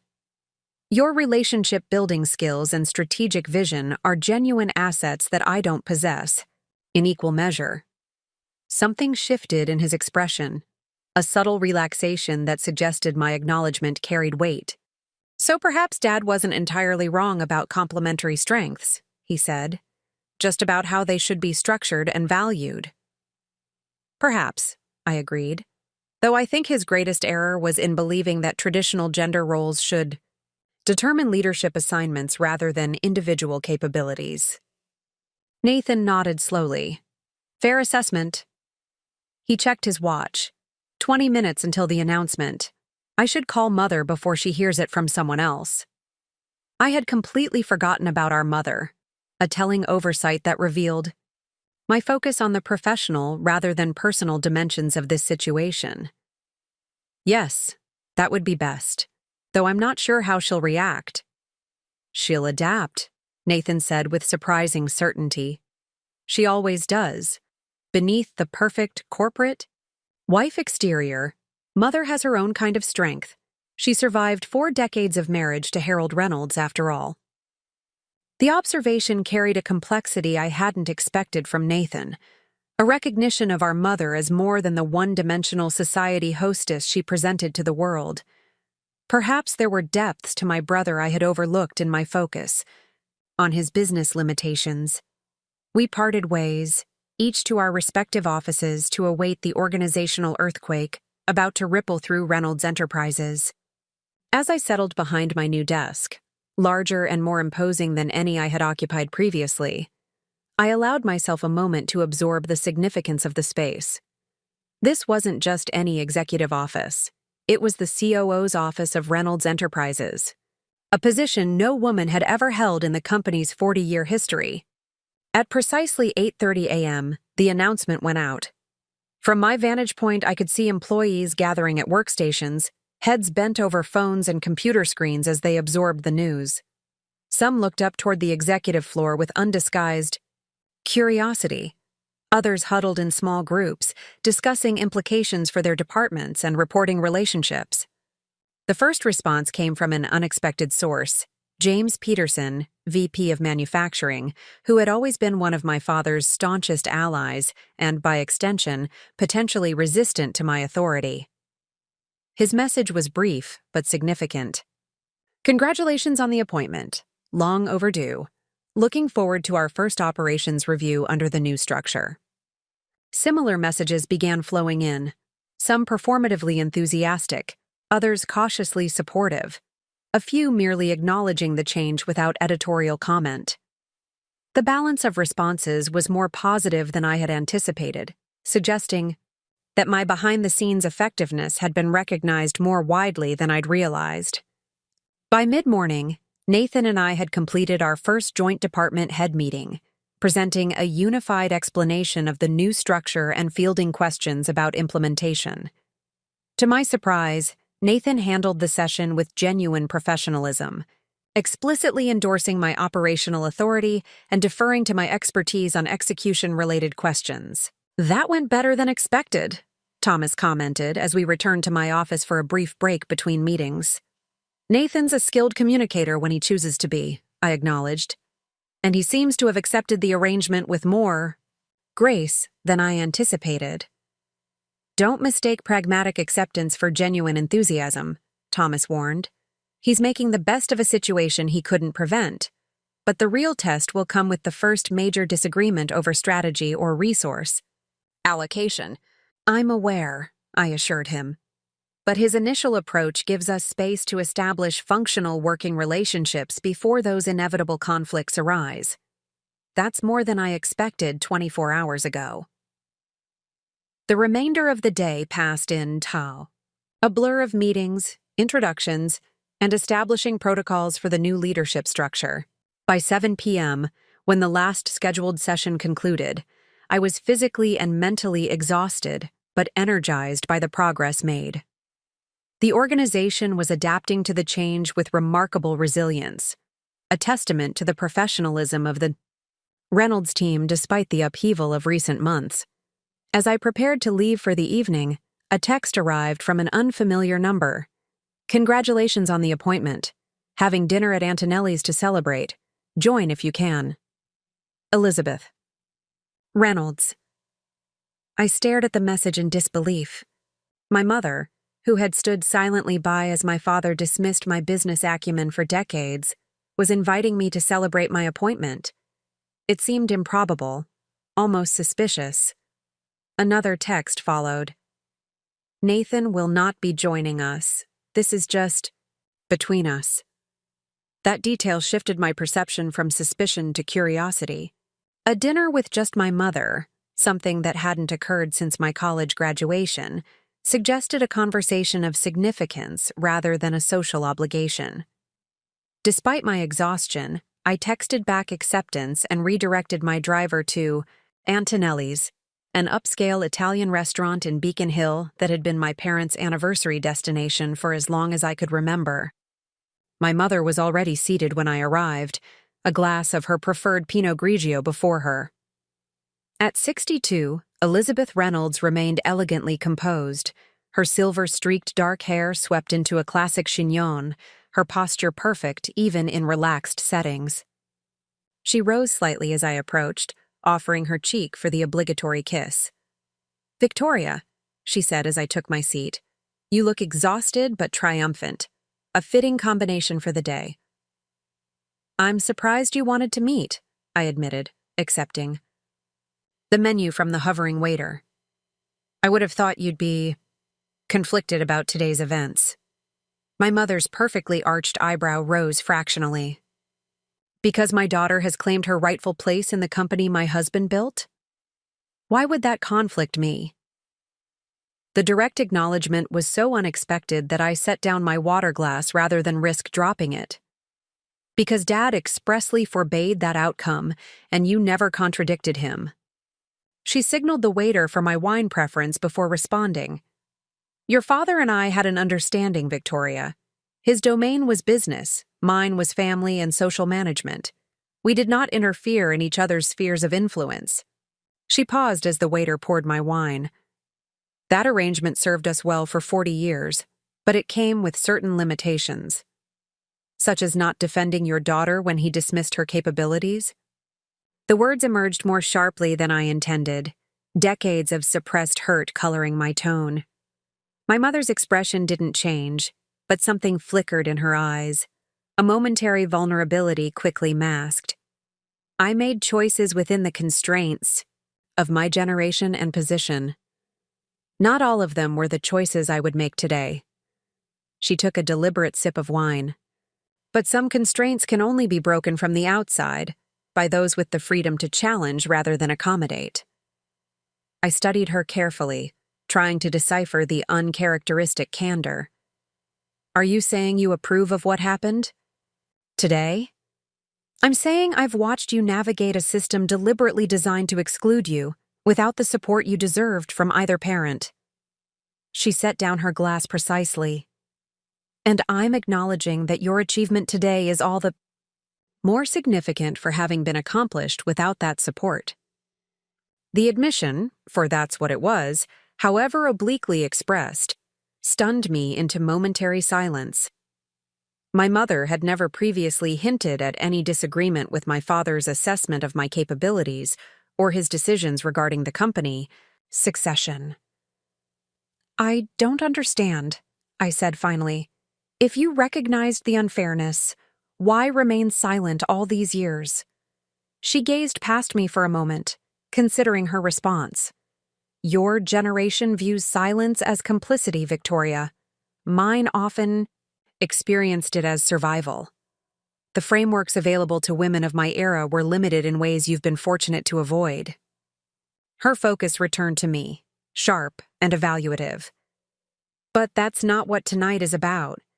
I didn't invite you to justify my choices or seek absolution for them." "Then why did you invite me?" I asked directly. "To tell you something your father never did. I'm proud of you." The words emerged without embellishment or emotional display, yet carried unmistakable sincerity. Not just for today's achievement, but for the tenacity and intelligence that made it possible. For refusing to accept artificial limitations or surrender to others' limited vision of your potential. I sat back, absorbing the unexpected acknowledgement. Throughout my life, my mother had been an enigma, perfectly composed, seldom revealing. Personal thoughts or emotions beyond social pleasantries. This moment of genuine recognition felt almost disorienting in its departure from established patterns. "Thank you," I said simply, uncertain how else to respond. She nodded once, accepting my acknowledgement without elaboration. "Now, shall we order? The veal piccata is particularly good here." The remainder of dinner passed in surprisingly comfortable conversation, touching on topics we rarely discussed: her involvement with the Boston Symphony's board, my interest in architectural preservation, books we'd both enjoyed but never thought to mention to each other. It was as if the formal acknowledgement of my achievement had reset some fundamental dynamic between us, allowing a different kind of interaction to emerge. As we prepared to leave, my mother paused, her hand resting lightly on her purse. "Your father wasn't wrong about everything, you know. His business instincts were generally sound, and his vision for Reynolds Enterprises was genuinely innovative." I nodded, expecting the conversation to revert to her typical defense of his decisions. "But he was catastrophically wrong about you," she continued, her gaze direct and uncompromising. "Not just morally wrong in his dismissal of female leadership, but practically wrong in his assessment of your specific capabilities. That error cost Reynolds Enterprises years of potential growth and nearly resulted in its destruction following his death." The evaluation was delivered with the same composed certainty with which she might comment on an inappropriate table setting or social faux pas. A simple observation of fact, rather than an emotional declaration. Yet the content was revolutionary. A complete repudiation of the position she had tacitly supported throughout my professional life. "Nathan told me this morning that he never actually believed women couldn't run businesses," I said, testing her reaction. "He claimed Dad created a false opposition between our leadership styles." My mother's smile held a hint of genuine amusement. "Nathan has always been adept at revisionist history, particularly where his own beliefs are concerned. He absorbed your father's perspective so completely that he couldn't distinguish Harold's prejudices from business principles." The assessment was surprisingly incisive, revealing an understanding of Nathan's psychology I hadn't realized my mother possessed. "You don't think he's capable of change?" I asked. "On the contrary," she replied, gathering her coat. "I think this restructuring offers his best chance for genuine growth. Your father's shadow was too overwhelming for Nathan to develop authentic leadership skills. Working alongside you, with clearly defined responsibilities and accountability, might finally allow him to become his own person, rather than a poor imitation of Harold." As we parted outside the restaurant, my mother to her car service, I to my waiting driver, she paused for a final observation. "Victoria, remember that transformation rarely follows a linear path. There will be setbacks in this new arrangement, moments when old patterns reassert themselves. Sustainable change requires patience as well as determination."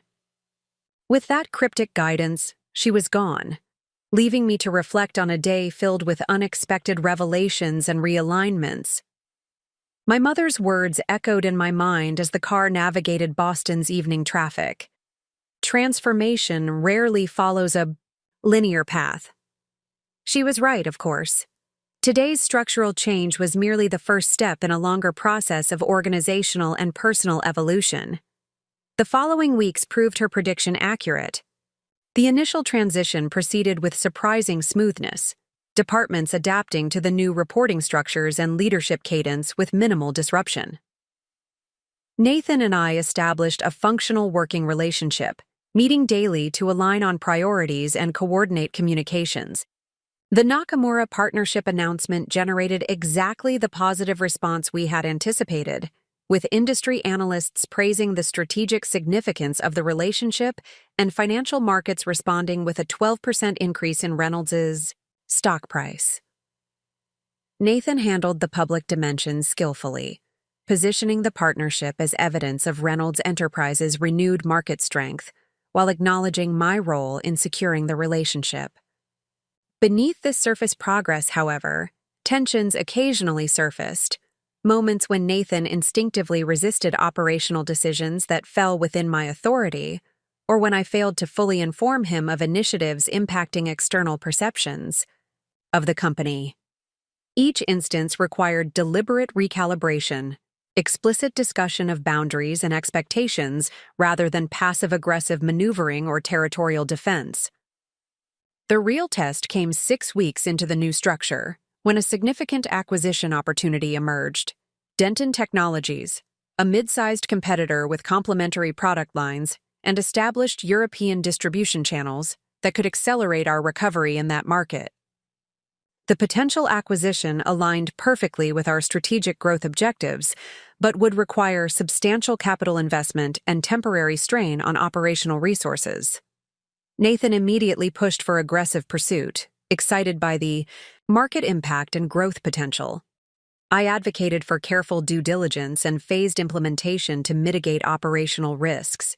Our respective positions reflected the classic tension between strategic ambition and operational prudence, a tension that had previously resulted in unproductive power struggles rather than balanced decision-making. The situation came to a head during an executive committee meeting where our disagreement became explicit, with Nathan pressing for accelerated timelines and I emphasizing integration challenges. For a moment, the atmosphere in the room crackled with familiar discord, department heads exchanging uncomfortable glances as the ghost of the previous Reynolds leadership dynamics threatened to materialize. Then something unexpected happened. Nathan paused mid-argument, visibly recalibrating his approach. "Let's take a step back," he said, surprising everyone. "Victoria's concerns about operational integration are valid and need to be factored into our approach. At the same time, the strategic value of moving quickly is significant." He turned to me directly, his tone shifting from confrontational to collaborative. "What if we maintain the aggressive acquisition timeline, but build in explicit operational checkpoints with authority to adjust implementation pacing based on integration metrics? Would that address your concerns while preserving the strategic opportunity?" The proposal represented genuine compromise, acknowledging my operational authority while preserving his strategic objectives. It was exactly the kind of balanced leadership our new structure was designed to produce. "That could work," I acknowledged, equally willing to meet halfway. "If we establish clear metrics for each implementation phase and agree in advance on what constitutes acceptable progress before proceeding to the next stage." Nathan nodded, tension visibly leaving his shoulders. "Agreed. Thomas, can you work with both of us to develop those metrics and checkpoints? We want to move fast, but not recklessly." The exchange marked a turning point in our working relationship, the first time we had navigated a significant disagreement without regressing to combative positioning or power dynamics. The executive team noted the shift as well, expressions of surprise giving way to cautious optimism as the meeting proceeded to productive planning rather than positional warfare. Later that afternoon, Nathan stopped by my office, closing the door for a rare private conversation. "That was different," he observed, taking a seat across from my desk. "Us finding actual middle ground instead of one person steamrolling the other." I smiled slightly. "It was refreshing, and more effective than our historical approach." "You know," he said thoughtfully, "Dad always presented business leadership as a zero-sum game, winners and losers, dominance or submission with no middle ground. I'm starting to think that framework was fundamentally flawed." "It certainly didn't serve Reynolds Enterprises well in the long run," I agreed, "though it built impressive momentum in the short term." Nathan nodded slowly. "The board meets next week for our first quarterly review. I think we have a strong case that the new structure is working as intended." "Better than intended," I suggested. "We're not just avoiding conflict. We're actively leveraging our different perspectives to make better decisions." He studied me for a moment, something uncharacteristically reflective in his expression. "I've been thinking about Dad's final instructions, leaving everything to me, explicitly excluding you from leadership. I wonder if he sensed that his approach was reaching its limits, but couldn't bring himself to acknowledge it directly. The speculation was unexpected, revealing a depth of reflection I hadn't previously associated with Nathan. "What makes you say that?" He shrugged slightly. "Just observations." The last few years, he seemed increasingly frustrated that brute force leadership wasn't generating the results it once did. Markets were more complex, employees less responsive to pure authority. Maybe on some level, he recognized that the company needed a different approach, but couldn't reconcile that with his fundamental beliefs about leadership and gender. The insight was surprisingly nuanced, suggesting that Nathan had been more observant of our father's limitations than I had realized. "That's possible," I acknowledged, though I doubt he would have articulated it that way even to himself. "Probably not," Nathan agreed with a small smile. Self-awareness wasn't his defining characteristic. The moment of shared understanding, recognizing our father's flaws without denying his accomplishments, created an unexpected connection between us. For perhaps the first time, we were relating as adults with our own perspectives rather than as children competing for parental approval or battling over inherited positions. "We should finalize the board presentation," I said, returning to practical matters. "Make sure we're aligned on key messages about the transition's impact." Nathan nodded, rising to leave. At the door, he paused. "Victoria, for what it's worth, I think Dad would be surprised by how well this is working. Not necessarily pleased, his ego wouldn't allow that, but surprised." I smiled fully this time. That might be the best outcome we could hope for. After Nathan left, I remained at my desk, reflecting on the transformation that had occurred in just 6 weeks. The company was stabilizing, with Asian market losses contained and the European reorganization proceeding methodically. The Nakamura partnership was exceeding early implementation targets, and most surprisingly, Nathan and I were developing a functional leadership partnership that leveraged our respective strengths rather than positioning them as competing approaches. My phone buzzed with a text from Eleanor Matsuda at Horizon Innovations.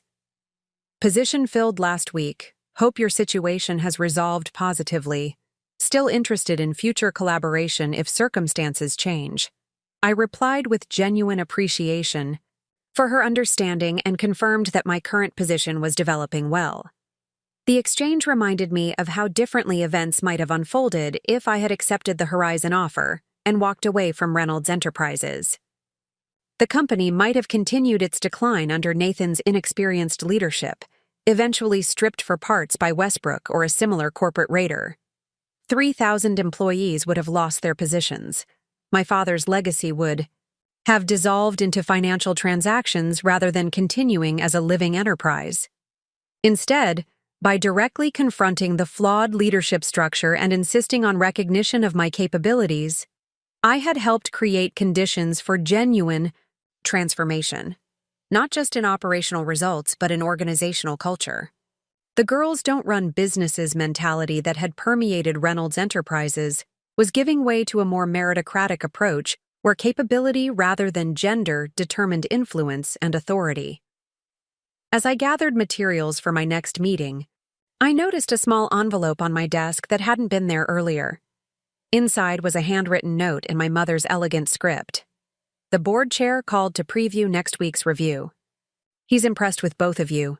Harold would have hated it, but he would have respected the results. Well done. ER."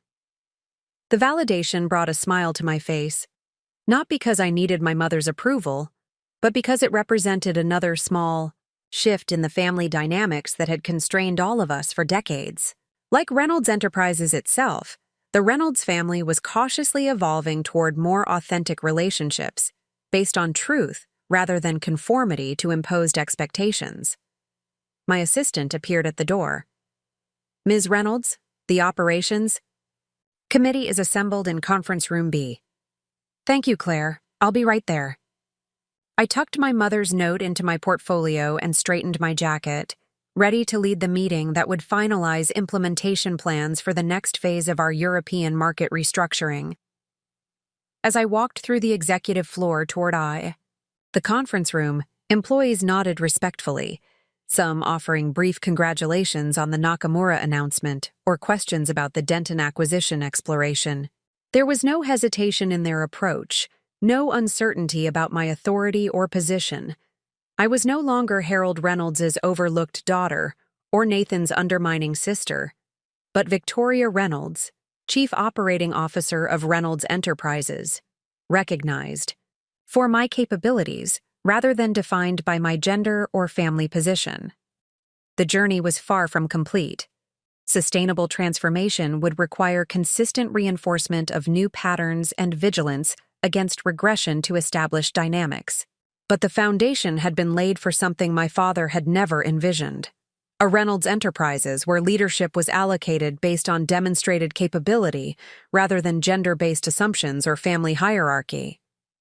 As I took my place at the head of the conference table and called the operations committee meeting to order, I felt a quiet certainty that transcended the immediate business at hand. By refusing to accept artificial limitations and strategically challenging outdated structures, I had not just claimed my own position, but had helped create space for others to be valued based on contribution rather than conformity.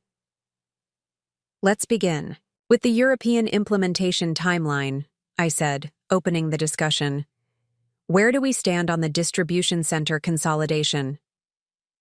The familiar rhythm of operational review proceeded, department heads providing updates and addressing challenges with professional focus.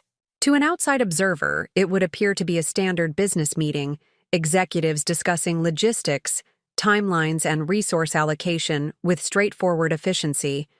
But beneath that ordinary surface lay something revolutionary, a woman leading Reynolds Enterprises' operational strategy with acknowledged authority, her capability recognized not despite her gender, but independent of it.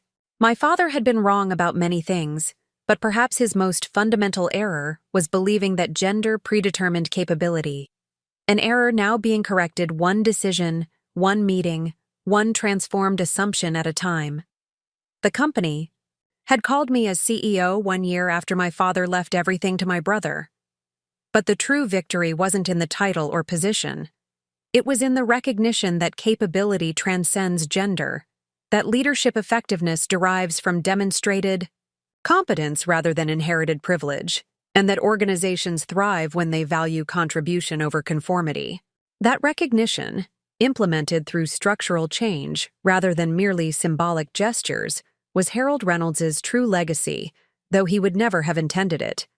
And it was a legacy I was determined to strengthen and expand with every decision I made as Reynolds Enterprises' first female executive leader. The boardroom emptied swiftly following our presentations, leaving me alone with my thoughts as the directors moved to a separate conference room for their deliberations.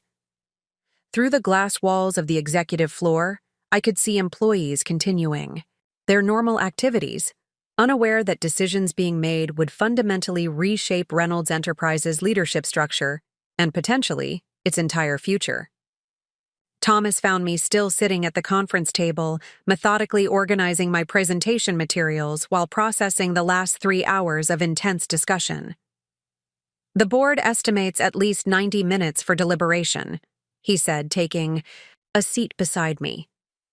Margaret Wilson has requested that both you and Nathan remain in the building, but give them complete privacy during the process. I nodded, closing my portfolio with deliberate precision. Where is Nathan now? In his office with the door closed. His assistant says he's making calls. Probably to key clients and partners, I speculated, shoring up external support in case the decision doesn't go his way. Thomas studied me with the perceptive gaze that had made him such a valuable ally throughout this process. You seem remarkably calm for someone whose professional future is being decided behind closed doors. Because the decision isn't actually about my future, I replied. It's about Reynolds Enterprises' future. Whatever happens today, I've demonstrated my capabilities clearly enough that other opportunities will present themselves if necessary. The Horizon offer is still available? He asked. It expired last week, but Eleanor Matsuda indicated they would create a position if circumstances warranted. I straightened a pen that had rolled slightly out of alignment with my notebook. But that's not my preferred outcome. Thomas nodded his understanding. Despite everything, Reynolds Enterprises represented more than just a career opportunity to me. It was the institution my father had built from nothing, a living legacy that employed thousands and contributed significantly to Boston's economic landscape. Walking away, even to a prestigious position elsewhere, would feel like abandonment rather than advancement. "What will you do while we wait?" Thomas asked, glancing at his watch.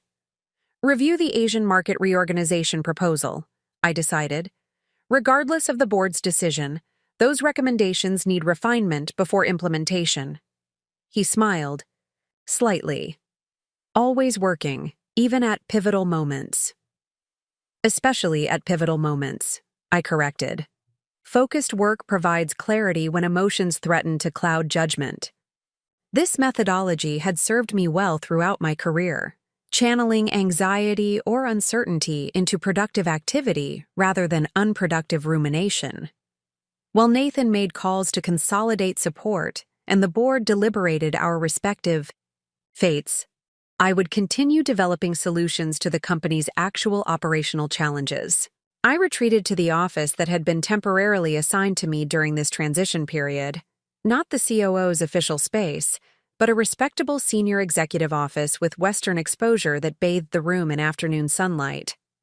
For the next hour, I immersed myself in the complex details of our Asian market restructuring, refining Jennifer's excellent foundational work with additional efficiency measures and implementation timelines. A soft knock interrupted my concentration. Diana from legal stood in the doorway, her expression revealing nothing about the purpose of her visit. "The board is still deliberating," she reported. "But Margaret Wilson asked me to deliver something to you privately before they conclude." She handed me a sealed envelope, not corporate stationery, but heavy cream-colored personal notepaper with Wilson embossed in subtle gray lettering at the top. "Did she indicate why?" I asked, accepting the envelope with a mixture of curiosity and caution. "No. Just that it was for your eyes only, regardless of the board's decision." Diana withdrew discreetly, closing the door behind her. I examined the envelope for a moment, before carefully breaking the seal. Inside was a single sheet containing Margaret Wilson's distinctive handwriting, precise and economical, much like her speaking style. Victoria. Regardless of today's outcome, you should know that your father spoke of you differently in private than his public statements suggested. During our last substantive conversation before his stroke, he acknowledged that you possessed the most Reynolds-like business instincts of either of his children, though he remained conflicted about female executive leadership generally. He was a man of his generation, with the limitations that entails, but not blind to genuine capability when directly confronted with it. I believe the sealed letter represents his attempt to reconcile his personal biases with his business pragmatism, characteristically, indirect but meaningful nonetheless. Whatever path emerges from today's decision, know that your demonstrated competence has not gone unnoticed or unappreciated by those who understand what building and sustaining an enterprise truly requires. MWI read the note twice, absorbing its implications. Even in his final days, my father had remained incapable of directly acknowledging my capabilities to me personally. Yet he had apparently recognized them privately, at least to his closest business associate. The revelation wasn't exactly healing, too little, too indirect, too posthumous for that, but it provided a final piece of context to the complex puzzle of Harold Reynolds's relationship with his daughter. Another knock, more assertive this time, interrupted my reflections. Thomas stood at the threshold, his expression carefully neutral. "The board has reached a decision," he said. "They're reassembling in the main conference room now." I tucked Margaret's note into my portfolio and stood, smoothing my jacket with practiced composure. Is Nathan already there? Being notified. Now? Thomas confirmed. They're requesting you both enter simultaneously. We walked in silence to the boardroom, where Margaret Wilson stood waiting in the corridor outside the double doors. Nathan appeared from the opposite direction, accompanied by James Peterson from manufacturing, who had surprisingly emerged as one of his few executive supporters during this process. Mr. Reynolds, Ms. Reynolds, Margaret greeted us with formal neutrality. The board has completed its deliberations and is prepared to deliver its decision. I ask that you both receive this determination with professional composure, regardless of your personal feelings about the outcome. Nathan nodded stiffly, his jaw tight with tension. I inclined my head in acknowledgement, maintaining the calm exterior that had become my professional signature. Margaret opened the doors and we entered together, a symbolic gesture of parody that seemed to telegraph the board's approaching verdict before it was formally announced. The directors sat in their assigned positions around the massive conference table, expressions carefully controlled to reveal nothing of the decision they had reached. Please be seated, Margaret instructed, indicating chairs positioned side by side rather than at opposite ends of the table. Once we were settled, Margaret resumed her position at the head of the table, the role my father had occupied for 4 decades before his death. The symmetry wasn't lost on me. A woman now presiding over the governance of the company Harold Reynolds had insisted could only thrive under male leadership. After thorough consideration of both proposals and extensive discussion of Reynolds Enterprises' current position and future requirements, the board has reached a unanimous decision regarding executive leadership structure, Margaret began, her tone formal but not unkind. She turned slightly toward Nathan. Mr. Reynolds, the board acknowledges your position as majority shareholder and your father's designated successor. We respect both your legal standing and your commitment to Reynolds Enterprises' heritage and public representation. Nathan's posture straightened almost imperceptibly, a slight relaxation suggesting he interpreted these preliminary remarks as favorable to his position. However, Margaret continued, we have determined that the company's current challenges and opportunities require a more balanced leadership approach than either the current structure or your proposed alternative would provide. Nathan's momentary confidence visibly faltered as Margaret shifted her attention to me. Ms. Reynolds, the board recognizes your substantial contributions to company operations and the measurable improvements resulting from your strategic interventions over the past quarter. Your operational expertise and systematic approach to business challenges represent valuable assets that Reynolds Enterprises cannot afford to underutilize during this critical period. She returned her gaze to encompass both of us. Therefore, effective immediately, the board approves the implementation of a dual executive leadership structure with the following parameters. Nathan Reynolds will continue as Chief Executive Officer, with primary responsibility for external relationships, strategic direction, and public representation. Victoria Reynolds is appointed Chief Operating Officer with authority over all internal operations, implementation processes, and organizational systems. Margaret paused briefly, allowing the decision to register fully. This structure recognizes the complementary capabilities you both bring to Reynolds' leadership while creating clear lines of authority in your respective domains. The board believes this approach best serves the company's immediate stabilization needs while positioning it for sustainable long-term success. The room remained silent as the verdict settled. It was, in essence, complete approval of the restructuring our coalition had proposed, acknowledgement of my operational leadership capabilities with explicit authority rather than behind-the-scenes influence. Additionally, Margaret continued, the board has established a 3-month review period during which this new structure will be evaluated based on specific performance metrics and leadership effectiveness indicators. At the conclusion of this period, the arrangement will either be confirmed as permanent or modified based on observed results. In other words, we were both on probation. A reasonable precaution given the unconventional nature of the arrangement and the history of tension between us. Are there questions about this decision or its implementation? Margaret asked, looking between us. Nathan spoke first, his voice controlled despite the obvious disappointment the decision represented for him. I accept the board's determination and will work to ensure a smooth transition. However, I would like clarification regarding final authority in situations where strategic direction and operational implementation may conflict. It was a legitimate question that addressed the fundamental challenge of any dual leadership model, resolution mechanisms for inevitable disagreements. The board has established a specific protocol for such situations, Margaret responded. Initial disagreements should be resolved through direct dialogue between you. If consensus cannot be reached, the matter will be elevated to a 3-person mediation committee consisting of myself, Thomas Calloway, and Diana Patel. This committee will review both positions and deliver a binding determination within 48 hours.